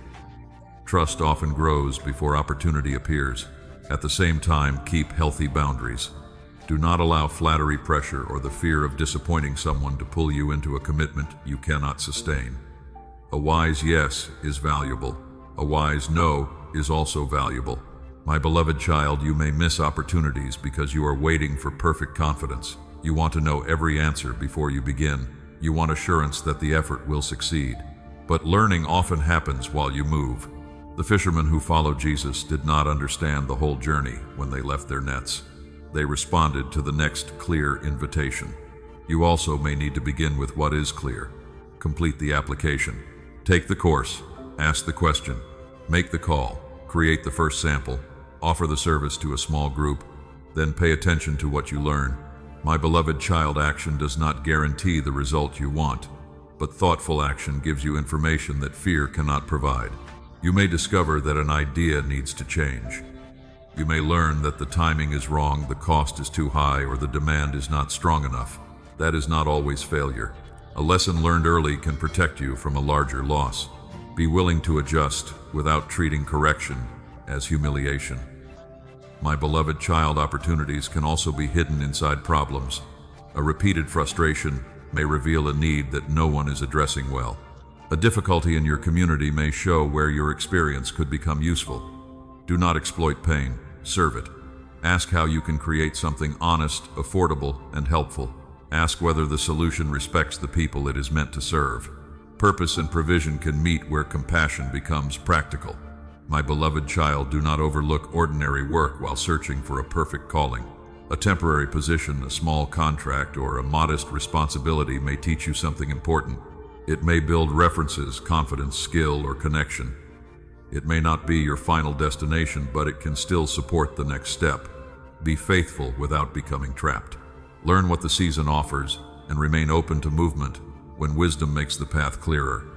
My beloved child, manage your attention. If you chase every new idea, you may finish nothing. Excitement can make every possibility feel urgent. Choose one or two directions to examine. Set a period for research. Decide what evidence would show that the idea is working. Know what limit will protect your time and money. Focus turns possibility into progress. My beloved child, there will be ideas that require patience. A skill may take months to develop. Trust may take time to build. An opportunity may begin with work that receives little attention. Do not despise the learning stage. A tree does not apologize for beginning as a seed. Give growth the time it needs, but continue checking the fruit. Patience is not an excuse to ignore clear evidence that something is harmful or unsustainable. My beloved child, as your mind becomes calmer, you will see more clearly. Fear once made every path look dangerous. Desperation made every offer look necessary. Peace helps you tell the difference. Write "I am open to wise opportunities" in the comments as your declaration today. Let those words remind you that provision may arrive through wisdom, skill, work, relationships, and faithful action. Stay close, my beloved child. In the next part, I will show you how comparison can make your own progress feel invisible and why your path must unfold at the pace and scale that fit your life. My beloved child, in the last part, I showed you how a renewed mind can recognize ideas, skills, relationships, and opportunities that may become part of your provision. Now I want to protect you from something that can make your own progress feel invisible: comparison. You may see someone earning more, growing faster, or receiving an opportunity that seems larger than yours. You look at their result, then look at your beginning, and suddenly what I placed in your hands feels too small. My beloved child, comparison rarely shows you the whole truth. You see the promotion, but not the years of preparation. You see the new home, but not the debt, sacrifice, support, or pressure behind it. You see the business growing, but not the failures that came before. You are comparing your full life with a small part of someone else's story. That will not give you wisdom. It will give you pressure. Remember Peter after the resurrection. When Jesus spoke to him about the road ahead, Peter looked toward John and asked what would happen to him. Jesus brought Peter's attention back to his own calling. Follow me. My beloved child, that instruction still matters. You do not need to understand why another person's path appears easier. You do not need to know why their answer came sooner, why their work receives more attention, or why their resources seem greater. You need to remain faithful with what belongs to you. Your responsibilities are not identical to theirs. Your health, family, skills, history, and season are different. A pace that is healthy for them may be harmful for you. Do not force your life to match a pattern that was never designed for your circumstances. My beloved child, comparison can make you spend money you do not have. You may buy something because another person owns it. You may increase your lifestyle before your income is dependable. You may accept a risky opportunity because you feel ashamed of moving slowly. Pause. Ask whether the decision supports your real responsibilities or only protects an image. You do not need to look successful while becoming unstable. A simple life with growing peace is better than an impressive life built on hidden panic. My beloved child, there is no shame in beginning small. David did not become a king the day he was anointed. He returned to ordinary responsibilities. He learned through fields, conflict, service, and waiting. The calling was real before the position became visible. Your direction can also be real while the result remains small. Perhaps you have one customer, one new skill, 1 month of better spending, or one debt payment completed. Do not insult that progress because someone else is farther ahead. Honor what is working. Study it. Strengthen it. Let one faithful step become another. My beloved child, comparison also distorts gratitude. Instead of noticing what improved you, notice what is still missing. Instead of being thankful for help, you resent that someone else received more. This does not mean you must pretend you have no disappointment. Bring that feeling to me honestly. Say, I am grateful, but I am also tired. Say, I am making progress, but I wish it were faster. Truthful prayer is healthier than forced positivity. Let gratitude and longing stand together without allowing envy to become your guide. My beloved child, envy tells you that another person's blessing reduces what is available to you. It makes their success feel like evidence that you have been overlooked. But another person's opportunity does not erase your ability to learn, serve, work, and grow. Celebrate what is good without turning their life into a measurement of your worth. You can learn from people without copying them. Ask what principles support their progress. Did they develop a skill, build trust, manage time well, or remain consistent? Learn from the principle, then apply it to your own reality. Do not copy the appearance while ignoring the foundation. My beloved child, social media can make comparison louder. You may see constant images of income, travel, possessions, achievements, and easy success. Most of those images do not show the entire cost or truth. Protect your attention. If certain accounts repeatedly create shame, urgency, or reckless desire, step away for a time. Fill your mind with information that teaches wisdom instead of selling fantasy. You are allowed to reduce noise that weakens your peace. My beloved child, compare your current habits with your own previous habits. Are you more willing to look at the numbers? Do you ask more questions before spending? Are you less likely to accept an offer because of pressure? Do you recover faster from an unexpected expense? These are meaningful signs of progress. The person you were last year may have avoided the conversation. The person you are becoming can face it with calm honesty. Do not overlook inner growth simply because it cannot be displayed. My beloved child, there will be areas where another person truly knows more than you. Humility can admit that without turning it into inferiority. Ask for guidance. Take a course, study their process. Pay for qualified help when it is appropriate and affordable. Wisdom is not threatened by learning, but choose teachers carefully. A trustworthy teacher will explain risks, limits, effort, and uncertainty. They will not use luxury, fear, or secret knowledge to make you feel inadequate. My beloved child, your path may include slower growth because you are healing while building. You may be learning boundaries, recovering health, caring for family, or rebuilding after loss. That does not make your progress less valuable. Sometimes moving slowly is the way you prevent another collapse. A bridge must carry the weight placed upon it. Strengthening the structure is not wasted time. You are not late simply because your journey requires a different pace.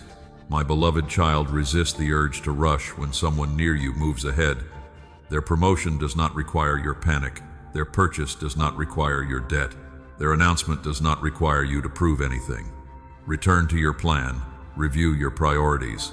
Ask what faithful action belongs to this season. Perhaps the next step is small, but small does not mean weak. My beloved child, I want you to experience progress without turning it into competition. There is enough room for you to serve well, become wiser, and build something honest. Your purpose is not to defeat another person's timeline. It is to walk your own path with integrity. Your progress does not need to be louder to be real. A quiet budget, a repaired habit, a wiser boundary, and a patient decision may carry more strength than an achievement. Keep building where truth is clear, and let consistency speak before you ask attention to speak for you. Write, "I will honor my own path" in the comments as your declaration today. Let those words remind you that comparison steals attention from the work already within your reach. Stay close, my beloved child. In the next part, I will show you how to protect what is growing quietly and why some beginnings become stronger when they are not exposed to every opinion, demand, or distraction. My beloved child, in the last part I showed you how comparison can steal your attention from the work already within your reach. Now I want to teach you how to protect what is beginning to grow quietly in your life. Not every beginning needs an audience. Some plans become weaker when they are exposed too early. Some ideas lose focus when too many voices speak into them. Some progress becomes harder to sustain when you feel pressure to explain, prove, or perform before the foundation is ready. My beloved child, quietness is not the same as fear. You are not hiding because you are ashamed. You are creating space for clarity, learning, and steady growth. A seed does not announce itself beneath the soil. It receives water, develops roots, and prepares for what will become visible later. The hidden stage matters. Remember Mary after she heard words that would change her life. Scripture says she treasured certain things and pondered them in her heart. She did not immediately turn every sacred moment into public explanation. She allowed meaning to deepen before trying to make others understand. My beloved child, you may need that kind of quietness now. Perhaps you are building a new budget, learning a skill, applying for different work, or testing an idea. You do not need to tell everyone before you know what the plan requires. Choose a few trustworthy people. Share with those who can offer wisdom without controlling you. Speak with people who understand the subject, respect your responsibilities, and are willing to tell you the truth without crushing your hope. Not every opinion deserves access to an unfinished beginning. My beloved child, some people may respond from their own fear. They may remind you of every past mistake. They may mock a small idea because it does not look impressive. They may pressure you to move faster because your patience makes them uncomfortable. Listen carefully, but do not surrender your direction to noise. Correction can be valuable. Discouragement is not always correction. A wise person will help you examine costs, risks, timing, and responsibilities. They will not make you feel foolish for learning. They will not demand control over your choices in exchange for support. My beloved child, protect what is growing by protecting your attention. Constant financial content can make you feel as though you must always be earning, investing, expanding, or finding the next opportunity. It can make a healthy plan feel too slow. Step away from voices that create urgency without wisdom. You do not need another promise of instant wealth. You need clear information, steady habits, honest work, and enough peace to make thoughtful decisions. My beloved child, quiet growth also requires privacy around certain details. You do not owe everyone access to your income, savings, debt plans, or opportunities. Share information where trust and responsibility require it. Be honest with a spouse, partner, or person who shares the consequences of your decisions. But do not disclose personal details simply because someone is curious. Privacy can protect you from pressure, comparison, manipulation, and unwanted expectations. My beloved child, when progress begins, people may ask for things before stability has formed. A new payment arrives and someone assumes you can lend. A small business earns money and others believe you are suddenly secure. You are allowed to pause. You are allowed to say, I am still building. You are allowed to protect funds meant for bills, taxes, debt, emergency needs, or future responsibilities. Generosity should come from wisdom and freedom, not from guilt. My beloved child, remember Nehemiah.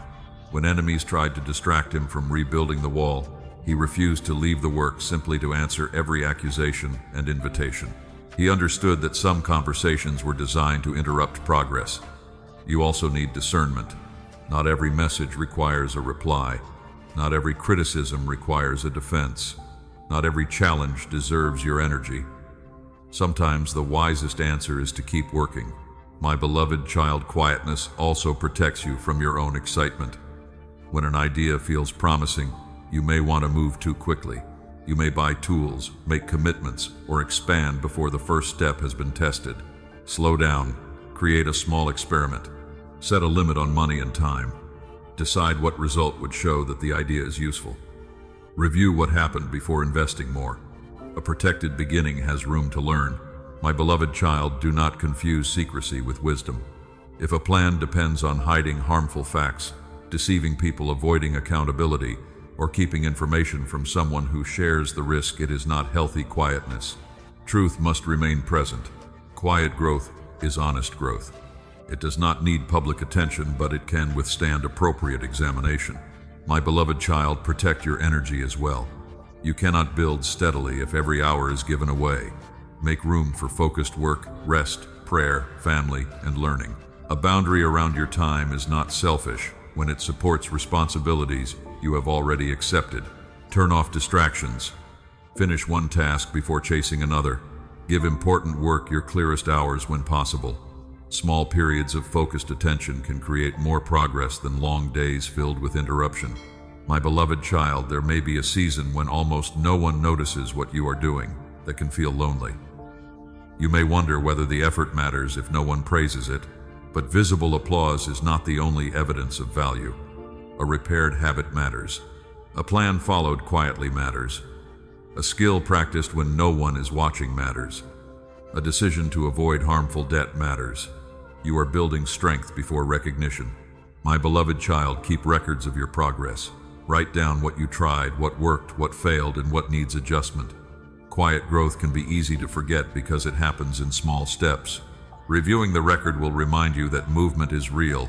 You may see that spending has become more controlled, income has become slightly more consistent, or fear no longer directs every decision. These changes deserve attention. Do not measure only what has increased. Notice what has stopped draining you. A canceled expense, a healthier boundary, a clearer agreement, or a habit you finally changed may protect more than a sudden payment. Growth sometimes appears as money kept confusion reduced and damage prevented. These quiet victories strengthen the ground beneath every future opportunity you receive with wisdom and patience. My beloved child, do not rush to announce success before it becomes stable. Let time test the pattern. Let character grow beside opportunity. Let structure become strong enough to carry responsibility. A tree with shallow roots may look healthy until the wind arrives. You are not being delayed. You are being invited to grow deeper. Write "I will protect what is growing" in the comments as your declaration today. Let those words remind you that not every beginning needs to be displayed before it is ready. Stay close, my beloved child. In the next part, I will show you how this protected foundation can move you from constant survival into steady growth, and how a new way of thinking can change the direction of your daily life. My beloved child, in the last part I showed you how to protect what is growing quietly. Now I want to help you understand what happens when that hidden foundation becomes strong enough to change the way you live each day. For a long time, survival may have shaped nearly every decision. You learned to think about what might go wrong before you considered what could grow. You focused on getting through the week, covering the next expense, and preventing one more problem from becoming too large. My beloved child, survival can keep you moving, but it cannot teach you how to build. When your heart remains in survival mode, even a small opportunity can feel dangerous. You may rush because you believe time is running out. You may avoid planning because the future feels too uncertain. You may accept poor treatment or harmful work because any income seems safer than change. I understand why you learned these responses. They helped you endure difficult seasons, but a habit that helped you survive yesterday may prevent you from growing today.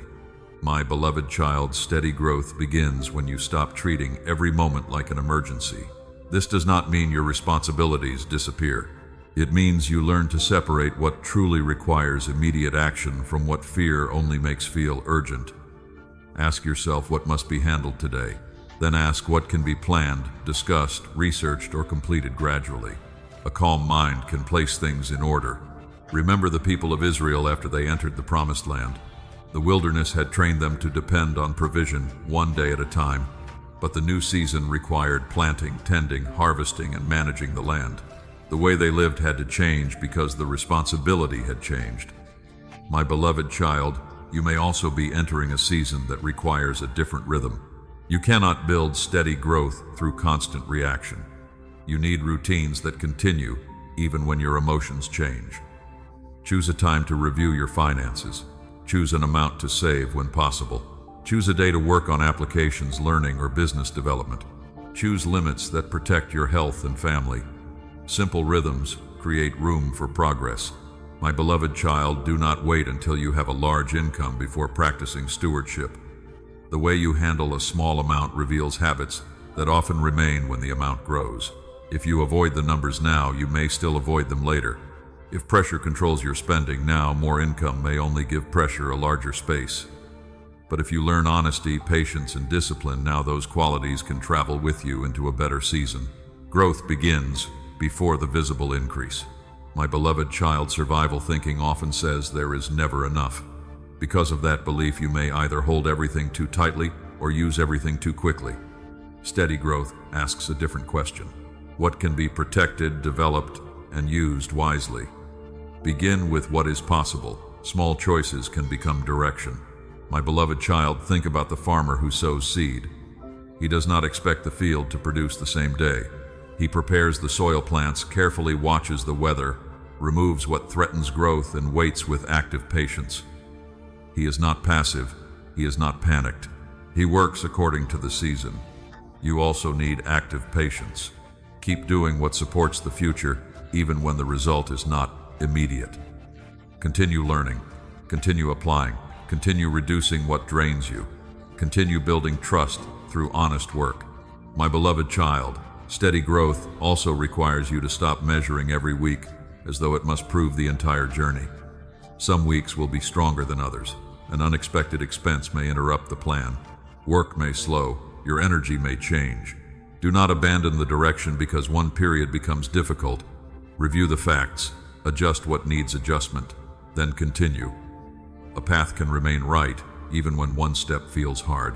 My beloved child, you may need to change your definition of success. Success is not only a larger balance. It can be a month without adding new debt. It can be asking for help before the situation becomes a crisis.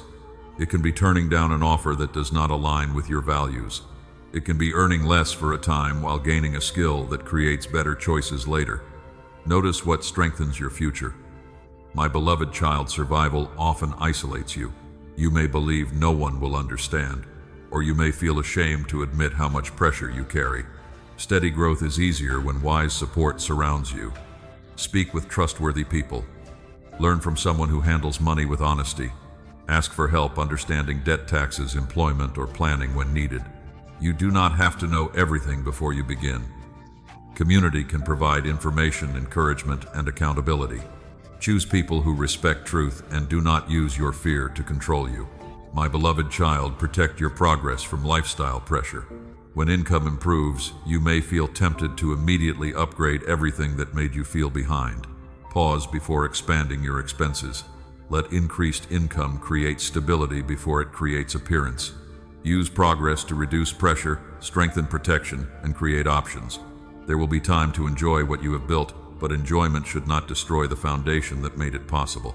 My beloved child, growth is not only about receiving, it is also about becoming capable of carrying responsibility without losing peace. You are learning to make decisions without panic.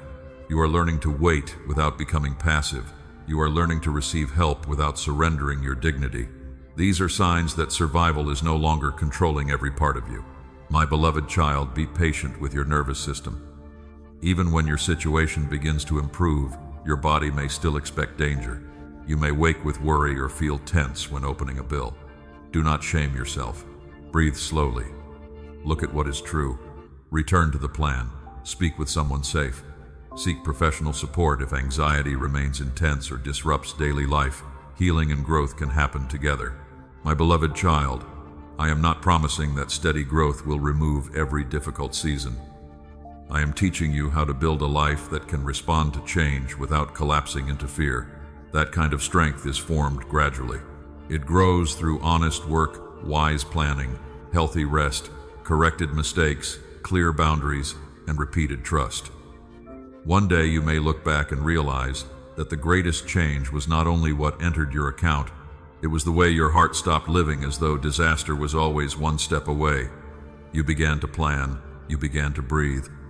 You began to believe that growth could be slow and still be real. Write, "I am moving into steady growth" in the comments as your declaration today. Let those words remind you that survival helped you endure, but wisdom can now help you build. Stay close, my beloved child. In the next part, I will show you how to manage increase with discipline, clarity, and responsibility so that what grows in your life can remain healthy and useful.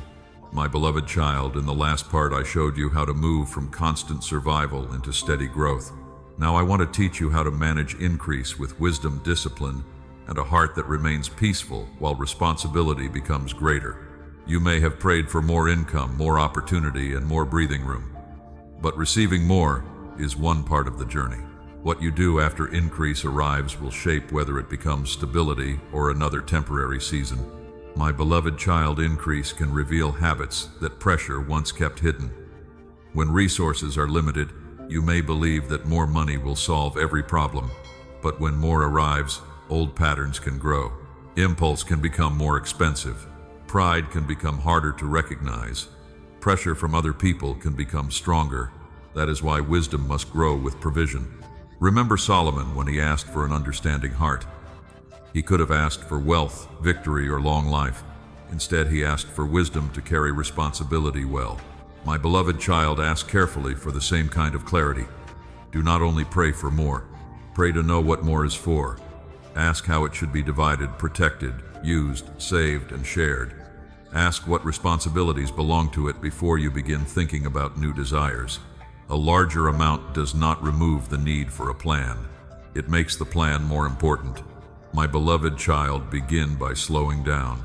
When income increases, give yourself time before changing your lifestyle.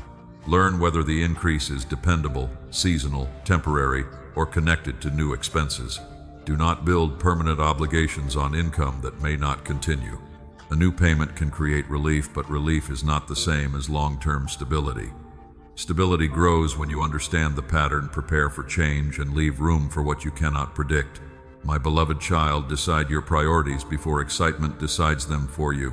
What needs to be paid? What debt should be reduced? What emergency need should be prepared for?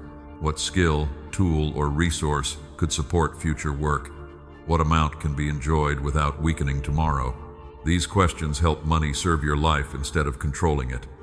My beloved child, discipline is not punishment. Discipline is choosing what matters most before desire demands attention. It may mean waiting before making a purchase. It may mean saying no to an upgrade that would create pressure. It may mean continuing a simple routine even when you can afford something more impressive. You do not need to prove progress through appearance. Let peace, not performance, reveal that your life is changing. My beloved child, remember the wise builder who counted the cost before beginning. He did not start only because the idea was exciting. He considered what would be required to finish. Count the cost of every new commitment. A larger home may include higher maintenance taxes and utilities. A new vehicle may include insurance repairs and payments. A business expansion may require time, staff, equipment, and patience. Look beyond the first price. Ask what the decision will continue to require. My beloved child, manage increase by separating what belongs to different purposes. Keep money for bills from being confused with money for spending. Prepare for taxes if your work requires it. Build a reserve gradually when possible. Simple separation can protect you from using what was assigned. You do not need a complicated system. You need one you understand and can follow. Review it regularly. Adjust it when circumstances change. My beloved child, generosity also needs discipline. When you have more, you may feel pressure to solve every problem around you. Some people may assume your progress gives them a right to your resources. Give freely, but do not give from guilt. Help where help is wise and sustainable. Do not promise money you do not have. Do not borrow in order to appear generous. Do not endanger your household to prove your love. A thoughtful gift can bless. A pressured gift can create resentment and instability. My beloved child, generosity should never become a transaction with me. You do not purchase protection, favor, healing, or future wealth through a donation. Give because love moves you. Give because a real need is present. Give because you have decided freely and responsibly. I care about truth in your heart more than the size of what leaves your hand. My beloved child, increase may also bring new voices into your life. People may offer investments, partnerships, products, or secret methods that promise rapid growth. Do not let excitement silence discernment. Ask for written information. Understand how profit is created. Identify the risks. Check the history of the person or company. Speak with someone qualified who does not benefit from your decision. If you are pressured to act immediately, step back. Wisdom is willing to miss an opportunity that cannot survive honest questions. My beloved child, discipline also includes protecting your time. More work can bring more income, but endless work can damage health, relationships, and judgment. Decide what enough work looks like for this season. Make room for rest. Keep promises to the people you love. Do not build financial progress by destroying every other part of your life. Money can support a meaningful life, but it cannot replace one. My beloved child, if you make a poor decision after increase arrives, do not turn the mistake into shame. Review it honestly. What influenced you? Excitement, fear, pressure. The desire to impress, lack of information. Learn the lesson. Repair what you can and change the system that allowed the mistake. Correction is part of discipline. My beloved child, track more than income. Notice what remains after expenses. Notice whether debt is decreasing. Notice whether you are building protection. Notice whether your decisions are becoming calmer. An increase that immediately disappears may feel exciting, but it may not be creating growth. Look for what becomes stronger over time. You are building margin, choice, knowledge, and peace. These are valuable forms of wealth. My beloved child, let responsibility grow gradually. Do not accept every new obligation because you are afraid the opportunity will never return. Ask whether you have the time, skill, energy, and support to carry it well. A wise no can protect a better yes. You are not required to expand at the fastest possible speed. Healthy growth has a pace your life can sustain. My beloved child, remember that stewardship is not control. You can plan carefully and still face unexpected change. Discipline does not guarantee that nothing difficult will happen. It gives you a stronger way to respond. When something changes, return to the facts. Review the plan. Ask for counsel. Adjust without panic. You are learning to carry provision without being carried away by it. Write "I will manage with wisdom" in the comments as your declaration today. Let those words remind you that increase becomes a blessing when character, discipline, and responsibility grow beside it. Stay close, my beloved child. In the next part, I will show you how money may still awaken old fear, even when you are managing it well, and how your relationship with provision can continue to heal. My beloved child, in the last part I showed you how to manage increase with wisdom, discipline, and responsibility. Now I want to speak to the place where money may still awaken fear, even when your plan is improving and your choices becoming clearer. You may know what to do and still feel anxious. You may follow the budget, pay what you can, and avoid reckless decisions, yet your body still tightens when an account opens. You may hear a phone notification and immediately assume another problem has arrived. My beloved child, healing is not only about changing numbers, it is also about changing what those numbers mean inside you. Money may have become connected to shame because of mistakes you made. It may have become connected to conflict because of what happened in your family. It may have become connected to fear because there were seasons when there was never enough. I see the history beneath your reaction. I do not want you to judge yourself for having a response that was formed through pressure, but I also do not want the past to keep deciding how you live now. My beloved child, remember the woman who poured expensive perfume on Jesus. Some people measured the moment through cost and criticism. Jesus saw the heart, the love, and the meaning behind what she offered. Money can reveal what the heart believes. It can reveal fear, control, generosity, pride, gratitude, insecurity, or trust. That is why healing your relationship with money requires more than learning how to calculate. It requires honesty about what your heart is trying to protect. Ask yourself what money represents to you. Does it represent safety? Does it represent approval? Does it represent freedom from dependence? Does it represent proof that you have finally succeeded? My beloved child, money can support safety choices and responsibility, but it cannot carry the weight of your identity. If it becomes proof that you are worthy, every decrease will feel like rejection. If it becomes proof that you are secure, every expense will feel like danger.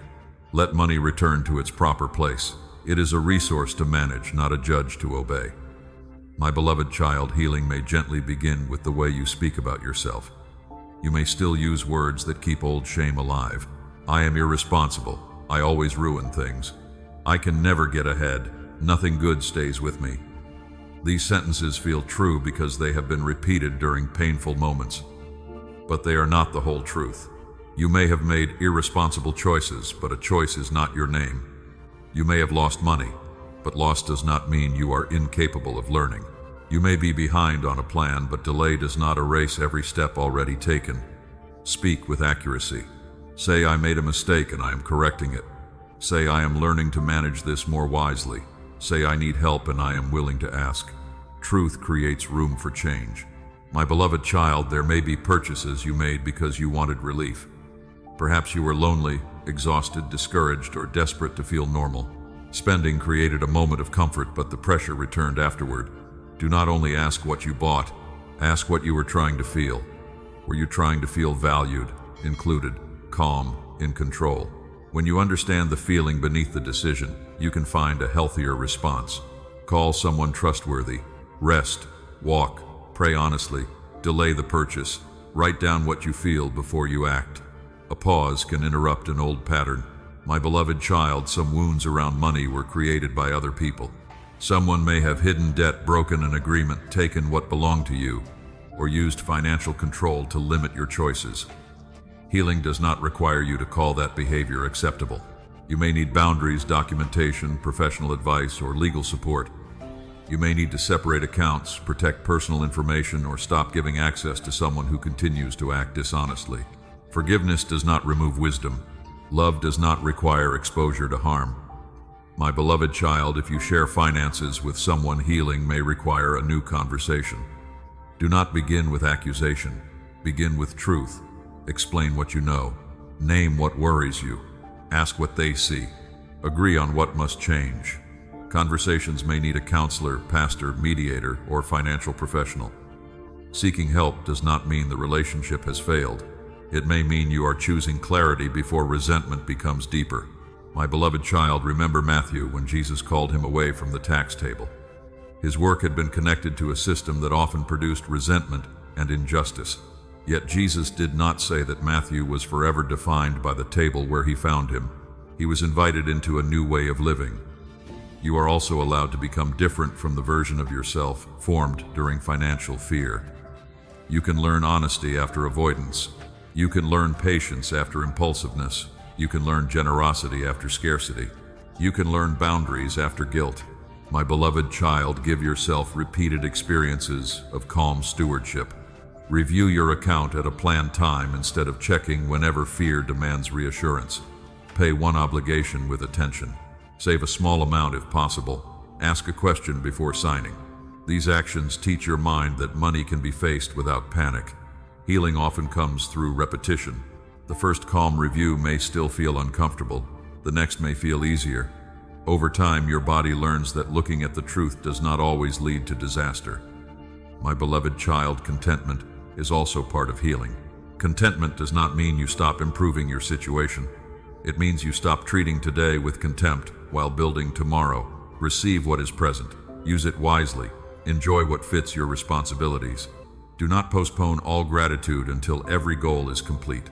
A simple meal, a paid bill, a repaired item, or a quiet evening without financial conflict can be received as meaningful. My beloved child, continue to pursue growth, but do not chase money as though it can heal every wound. More income can reduce pressure, but it cannot automatically repair loneliness, insecurity, grief, or broken trust. Let each wound receive the care it actually needs. Speak with a counselor when pain remains strong. Seek medical support when stress affects your health. Pray, but also receive the practical care available to you. My beloved child, healing is not proven by never feeling fear again. It is seen in how you respond when fear returns. You pause, you breathe, you examine the facts, you return to the plan, you ask for help, you refuse shame. Each return weakens the old pattern. Write, "My relationship with money is healing" in the comments as your declaration today.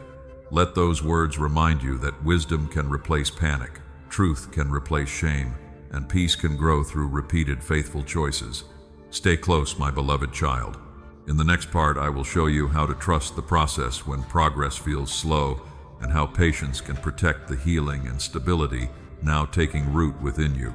My beloved child, in the last part I showed you how your relationship with money can be healed through truth, wisdom, boundaries, and repeated calm choices. Now I want to meet you in the place where healing has begun, but visible progress still feels painfully slow. You have been trying. You have reviewed the numbers, corrected habits, asked for help, and made decisions with greater care. Yet the balance may not have changed as quickly as you hoped. The debt may still feel heavy. The opportunity may still be uncertain. My beloved child, slow progress can make you question whether your effort matters. You may look at one difficult week and assume the whole process has failed. You may compare the distance ahead with the small distance behind and feel discouraged before noticing how much has already changed within you. Do not judge a growing process only by its most visible result. A field does not become empty simply because the seed has not broken through the soil. Beneath the surface, roots may be forming, moisture may be gathering, and life may be preparing to rise. My beloved child, trust does not mean pretending that every delay is good. Some delays reveal that a plan needs adjustment. Some show that more information is needed. Some are caused by circumstances you cannot control. Trust means you remain willing to learn instead of declaring the journey hopeless. Remember Abraham and Sarah. They received a promise, but the waiting lasted longer than they understood. Their story included faith, confusion, impatience, mistakes, and renewed trust. My beloved child, Scripture does not hide the struggle of waiting. It shows that people can believe and still feel tired. It shows that impatience can lead to choices that create more pain. It also shows that grace can meet people again after they act from fear. Let that truth help you. If you rushed because progress felt slow, return to wisdom. If you accepted an unhelpful agreement, seek counsel and repair what you can. If you gave up on a plan too early, review it honestly and decide whether to begin again. My beloved child, patience is not doing nothing. It is continuing the right work without demanding that every result appear immediately. You still make the call. You still complete the application. You still follow the budget. You still learn the skill. You still pay what you can. But you no longer allow the absence of quick results to turn every effort into despair. My beloved child, slow progress becomes easier to understand when you measure more than one thing. Do not look only at income. Look at spending patterns, debt savings, knowledge, consistency, and the quality of your decisions. Perhaps the balance has not grown, but the amount you lose through impulse has decreased.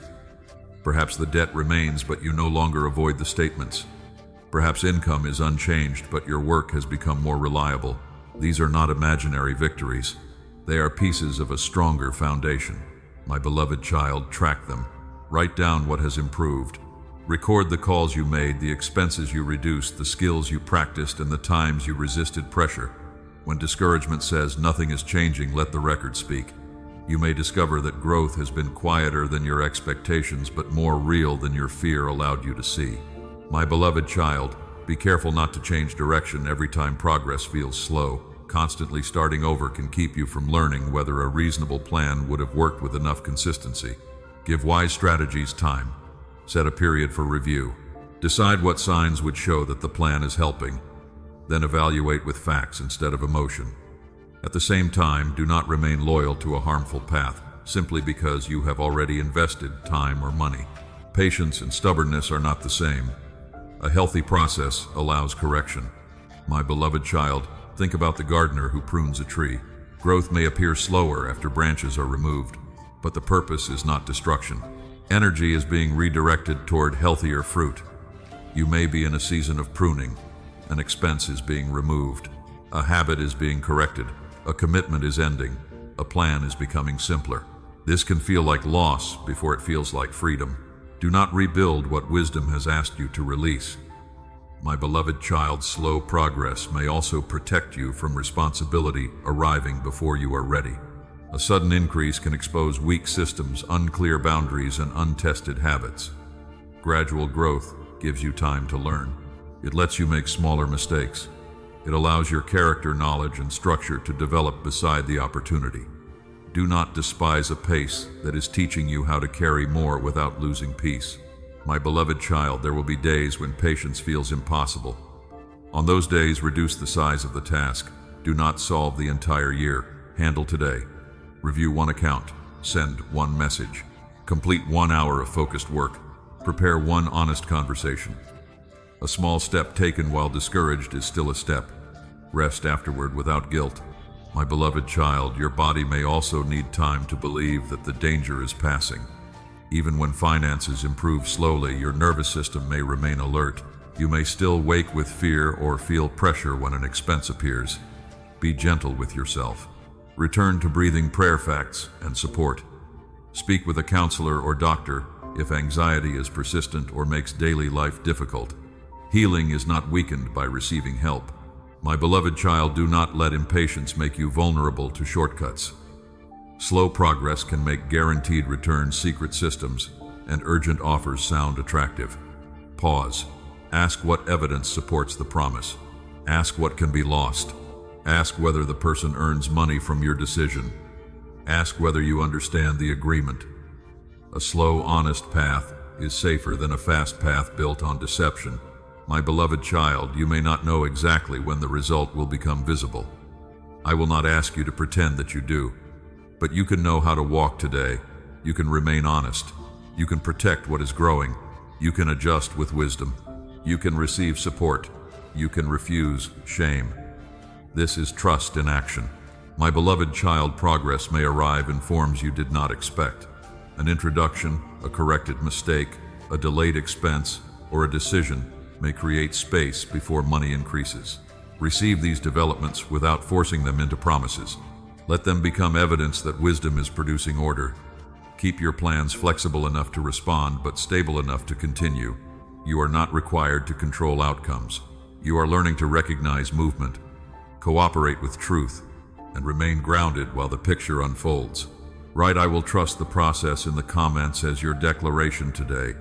Let those words remind you that slow does not mean empty, and waiting does not have to erase faithful movement.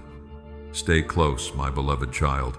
In the next part, I will show you how your environment, conversations, and opportunities may begin to reflect the steadiness being formed within you. My beloved child, in the last part I showed you how to trust the process when progress feels slow. Now I want you to notice what can happen when patience, wisdom, and healing begin to shape the way you move through daily life. Your surroundings may not change all at once. The same responsibilities may still be present. The same workplace, neighborhood, or household may still look familiar. Yet something inside you is becoming steadier, and that inner change begins to affect what you notice, what you allow, and how you respond. My beloved child, alignment often begins quietly. A conversation appears at the right time. Someone mentions an opportunity you would have ignored before. A relationship that once drained you begins to lose its influence. A habit that kept you distracted no longer feels comfortable. These moments do not always arrive with dramatic signs. They may simply reveal that your priorities are changing. Remember Ruth when she entered the fields of Boaz. She did not arrive with a complete plan for her future. She came carrying grief, responsibility, and a willingness to work. Yet as she remained faithful in the place before her, kindness, protection, and opportunity began to meet her there. My beloved child, her environment did not become meaningful because she forced every connection. She moved with humility, courage, and attention. You also need that kind of awareness. Pay attention to the people who speak with honesty, respect your boundaries, and encourage responsible growth. Notice who leaves you clearer instead of confused, strengthened instead of pressured, and peaceful instead of ashamed. Healthy relationships can support the life you are building. My beloved child, not everyone will understand the changes taking place within you. Some people were comfortable when you always said yes, explained everything, rescued everyone, or accepted less than what was healthy. When you begin setting limits, they may call you distant. When you stop spending to impress them, they may call you selfish. When you refuse a rushed decision, they may say, you are afraid. Do not let every reaction become a command. Listen for truth, but remain grounded in wisdom. My beloved child, alignment sometimes looks like distance from what no longer fits. A friendship may become less central. A routine may lose its attraction. A place that once felt normal may begin to feel exhausting. Do not assume every uncomfortable feeling means you must leave immediately. Examine the fruit. Is the environment asking you to compromise your values? Is it keeping you trapped in fear, secrecy, debt, or constant confusion? Is it resisting every healthy change you try to make? If so, a boundary or transition may be necessary. My beloved child, move carefully. Do not destroy relationships simply because you are growing. Speak honestly where conversation is possible. Give people time to understand. Seek wise counsel before making decisions that affect your family income or safety. Alignment is not impulsive escape. It is the gradual ordering of your life around truth. Remember Daniel in Babylon. He lived in an environment that did not share his convictions, yet he learned, worked, served, and remained faithful without surrendering his identity. My beloved child, you may not be able to leave every difficult environment, but you can decide what will shape your heart within it. You can refuse dishonest practices. You can protect time for prayer and rest. You can choose respectful speech even when others are harsh. You can prepare for a future transition without becoming careless in the present. Faithfulness and planning can stand together. My beloved child, you may also notice new conversations beginning. Someone asks about your skill. A trusted person offers feedback. A former contact reaches out. A small responsibility gives you access to knowledge or experience. Do not immediately call every conversation a promise. Listen. Ask questions. Notice whether the opportunity is clear, ethical, and realistic. Consider what it requires from your time, health, family, and finances. A door can be open and still require discernment. My beloved child, alignment does not remove the need for effort. An introduction may lead to an application. An idea may require training. A new customer may require dependable service. Opportunities become useful when you meet them with preparation. Keep your records organized. Respond with respect. Complete work when you say you will. Learn from correction. Let your character support the chance you have received. My beloved child, your environment also includes what you repeatedly place before your eyes and ears. The videos you watch, the voices you follow, and the messages you believe can either strengthen peace or reactivate scarcity. Choose your influences carefully. If a voice constantly promises instant wealth, creates panic, or makes you feel worthless without a purchase, step away. If content teaches patience, facts, responsibility, and honest work, allow it to sharpen your thinking. Attention shapes direction. My beloved child, you may begin to notice that disorder bothers you more than before. Unpaid notices, unclear agreements, unfinished tasks, and chaotic routines may no longer feel normal. This discomfort can become useful.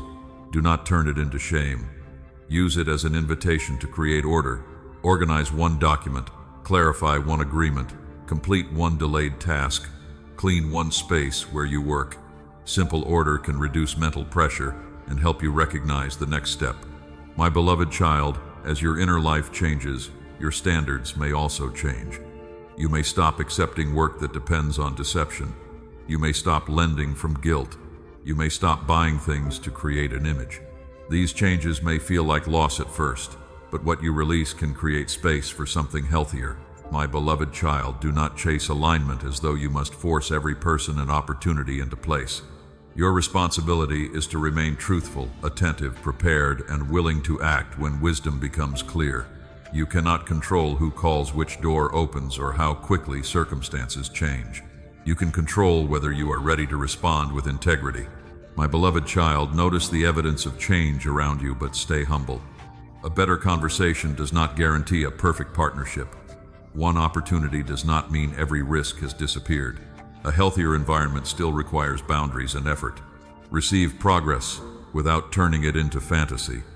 Let facts confirm what hope begins to see. My beloved child, there may still be days when nothing around you appears different.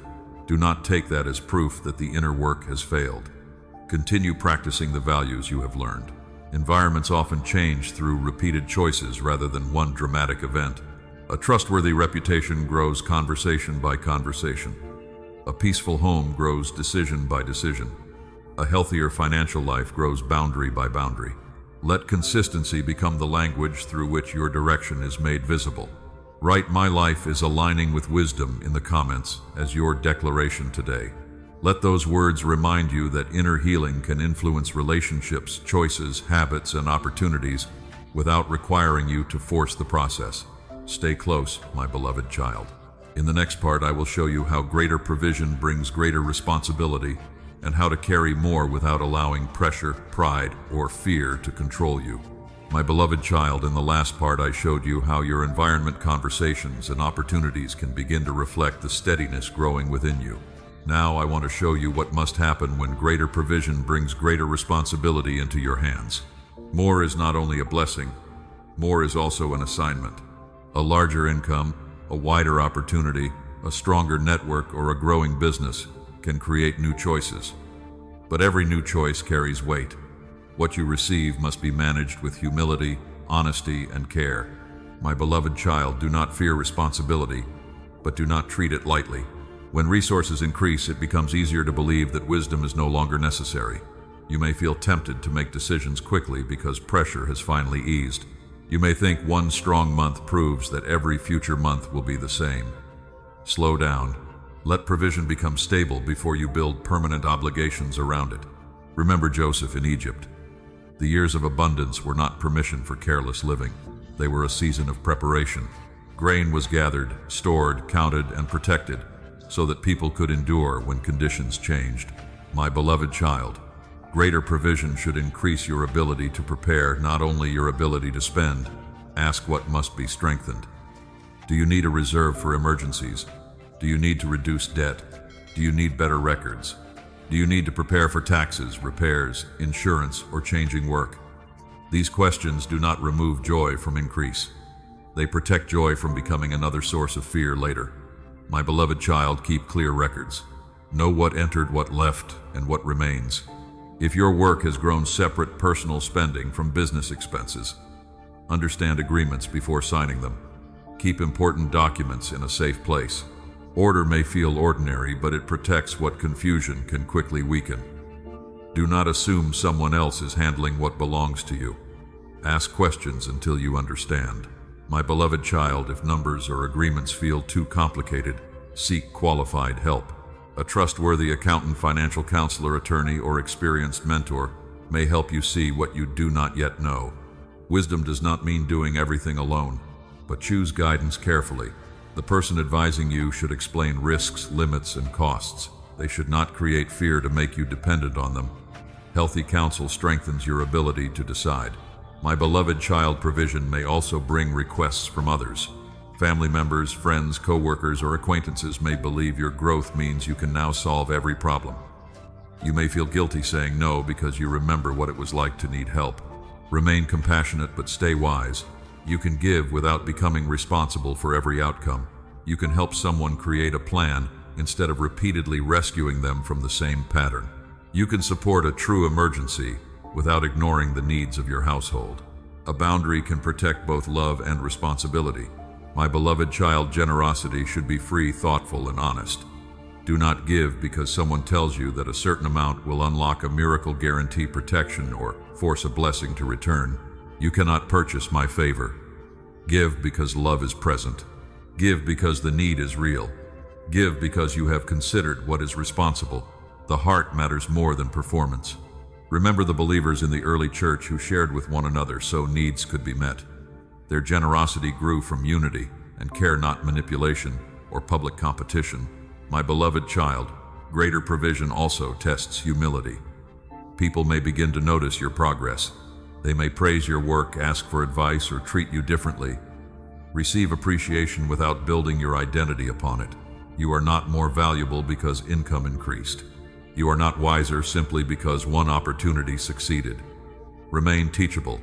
Listen when someone raises a reasonable concern. Admit when you do not know. Correct mistakes before pride makes them expensive. My beloved child, responsibility includes the way you treat people connected to your growth. If others work with you, pay fairly and communicate clearly. Do not use fear, confusion, or spiritual language to pressure them. Keep promises, respect time, tell the truth about what you can offer. A business, ministry, or project should not become successful by quietly harming the people who help carry it. Let integrity remain visible when no one is celebrating it. My beloved child, do not let increase consume every hour. More opportunity can create more work, and more work can make you believe rest is dangerous. But exhaustion weakens judgment. It makes small problems feel enormous. It makes patience harder. It can cause you to spend carelessly, speak harshly, or accept commitments you cannot sustain. Protect sleep, prayer, relationships, and time away from financial decisions.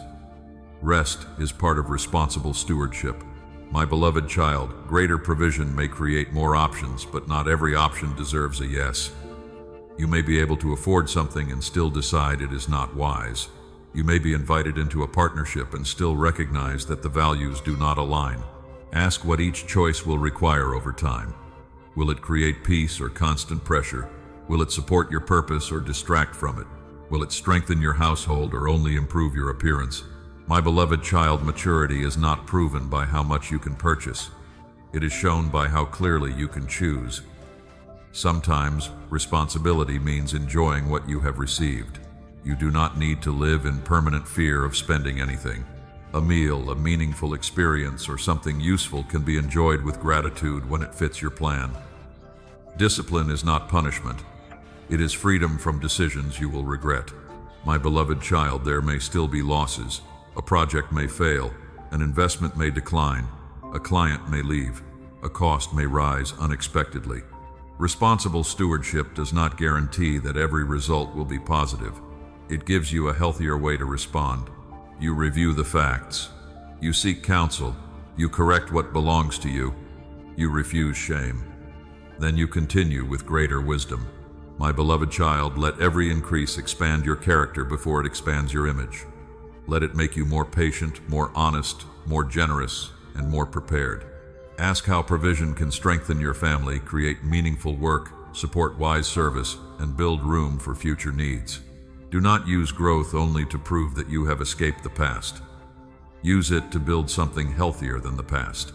My beloved child, responsibility means remembering why you asked for relief. You wanted room to breathe, care for those you love, make choices, and serve without fear.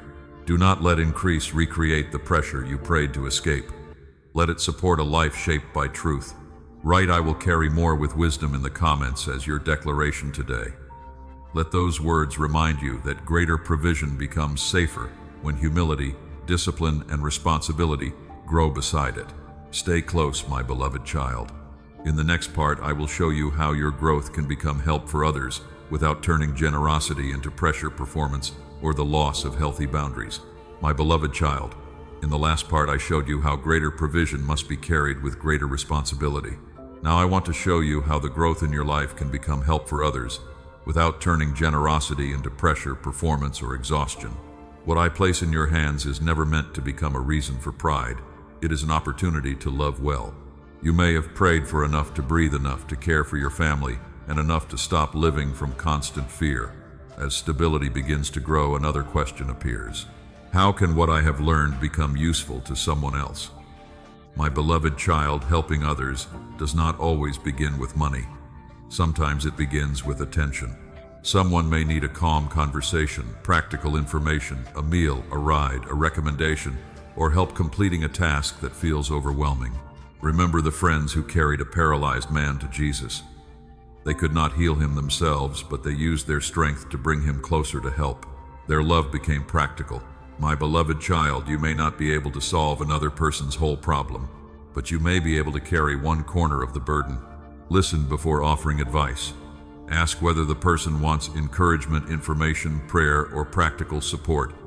Sometimes people need someone to sit beside them before they are ready to take the next step. My beloved child, your testimony can also become help. You know what financial fear feels like. You understand the shame of avoiding numbers, the pressure of not having enough, and the exhaustion of trying to appear strong. Do not present yourself as someone who has mastered everything. Share what you learned, what failed, what changed, and what you are still practicing. My beloved child, protect the privacy of your story.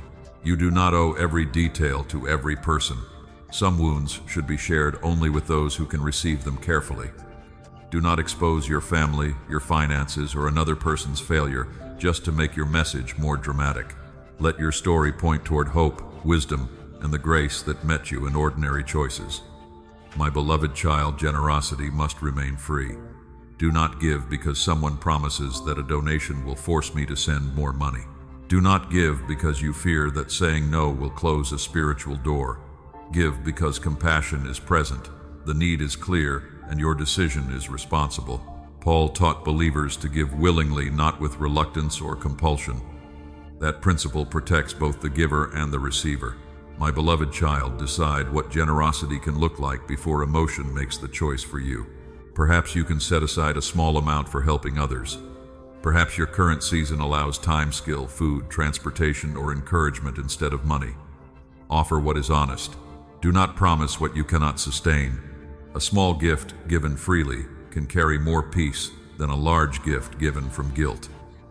My beloved child, helping others also requires boundaries. Some people may repeatedly ask for rescue without becoming willing to change harmful patterns.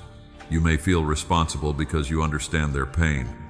Compassion does not require you to support destruction. You can offer information, accountability, or limited help. You can connect someone with professional resources. You can refuse to fund an addiction, deception, or repeated irresponsibility. A boundary can become a form of love when it protects truth. My beloved child, be careful not to make another person dependent on you. The goal of help is not to become their source of identity, decision, or security. Encourage what strengthens dignity. Invite participation. If someone needs food, consider whether they can also receive information about local assistance. If someone struggles with debt, encourage qualified counseling rather than repeatedly covering payments without a plan. Help should create room for growth where possible. My beloved child, remember Boaz. He provided protection and access for Ruth, but he did not treat her as helpless. He allowed her to work, gather, and maintain dignity while receiving support. This is wise generosity. It does not control. It does not shame. It creates a safer place for another person to take faithful steps. My beloved child, your work can also help others. If you lead people, create fair conditions. If you hire someone, communicate clearly and pay honestly. If you serve customers, do not use fear or confusion to increase profit. A business can bless people through truthful service, dependable work, useful products, and respectful treatment. You do not need to separate purpose from practical work. My beloved child, there may be people who cannot repay you.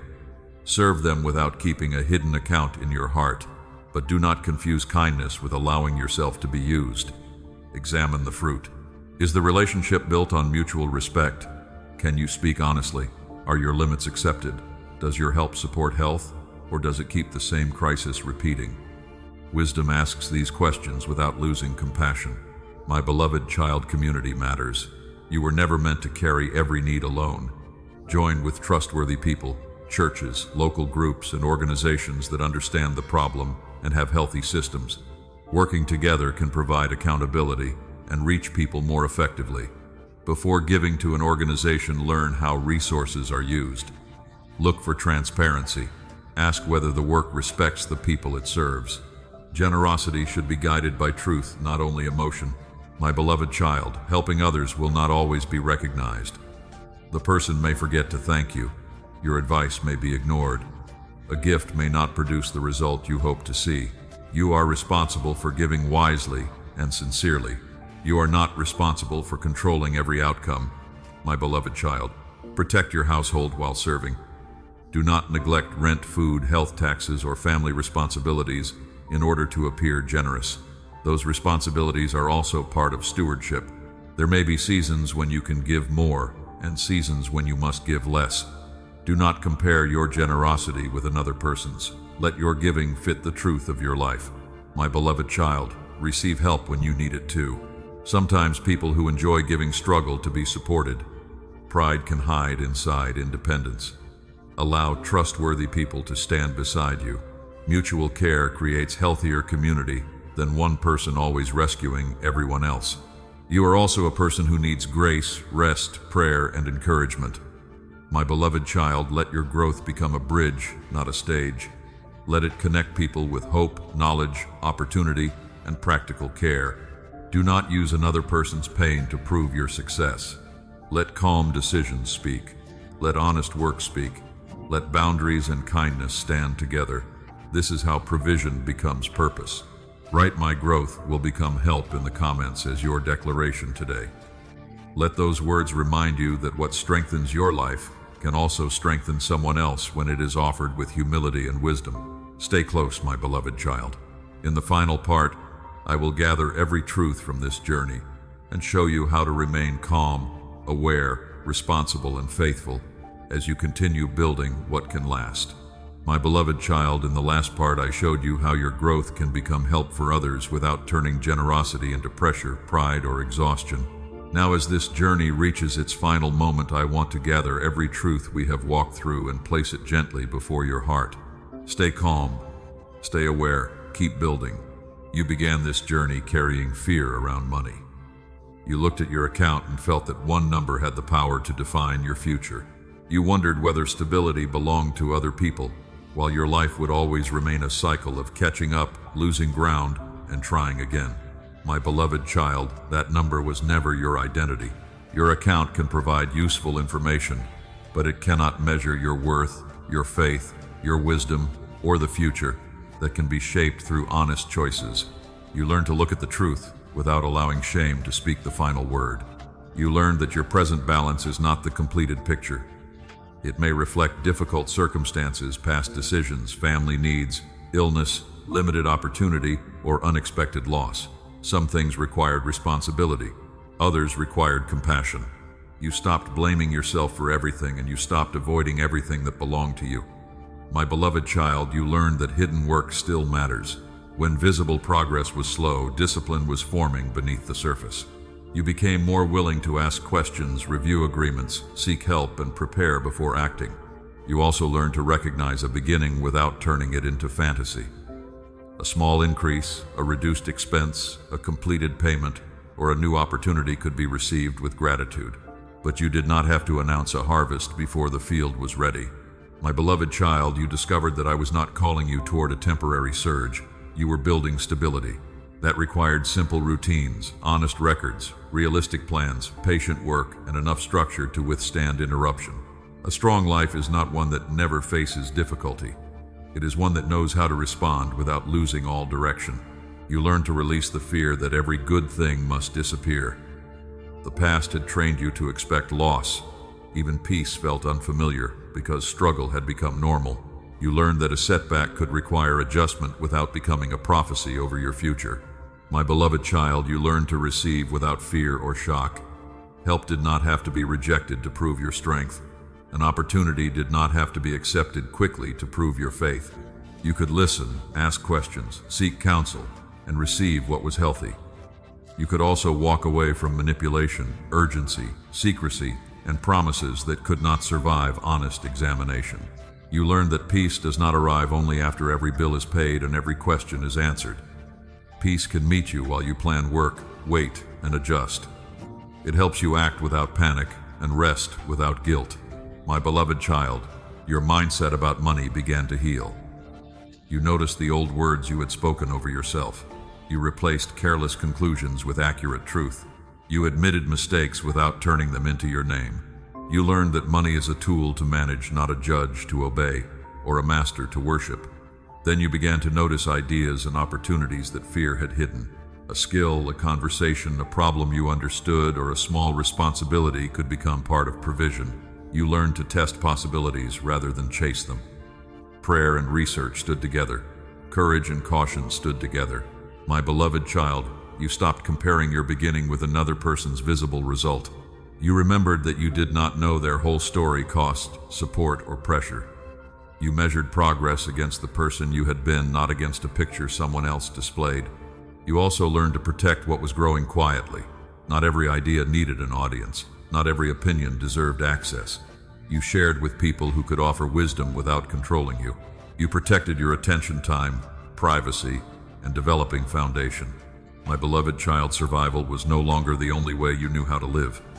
You began moving from constant reaction into steady growth. You built small amounts of margin where possible.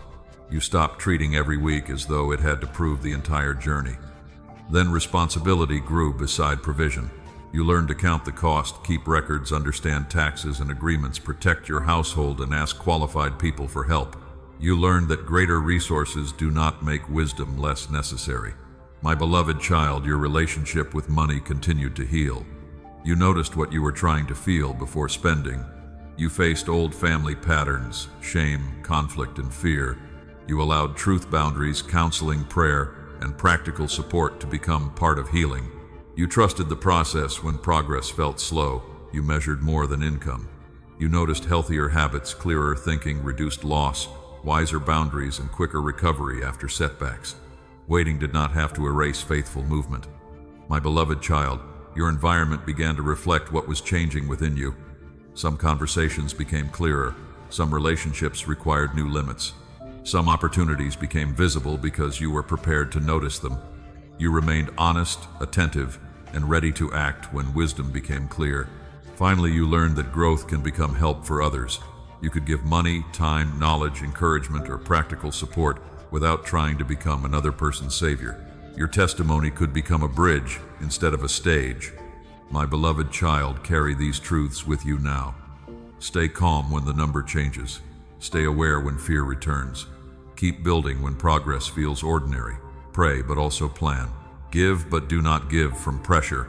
Work, but do not destroy your health. Receive, but remain humble. Rest, but do not abandon responsibility. You will still face uncertain seasons. I am not promising that every financial problem will disappear or that every faithful decision will produce immediate gain. I am promising that you do not have to face reality without wisdom, grace, support, and my presence. Remember Jesus teaching his followers to build on rock. The storm still came. The difference was the foundation beneath the house. My beloved child, let truth become your foundation. Let Christ remain your security. Let money serve your responsibilities rather than control your heart. Let every season teach you how to become more honest, peaceful, generous, disciplined, and free. Write, "I will stay calm," and keep building in the comments as your final declaration. Let those words become the direction of your daily life. If this message strengthened you, share it with someone who feels trapped by financial fear. Subscribe and remain connected to a community that values scripture, wisdom, prayer, and responsible growth. Now take a breath, my beloved child. Look forward without pretending you know every answer. Walk carefully without becoming afraid of every step. Build patiently without despising small beginnings. You are not required to create your future in one day. Remain near me, remain teachable, and continue faithfully. The journey does not end with one balance, one opportunity, or one season. It continues through every wise choice you make with peace.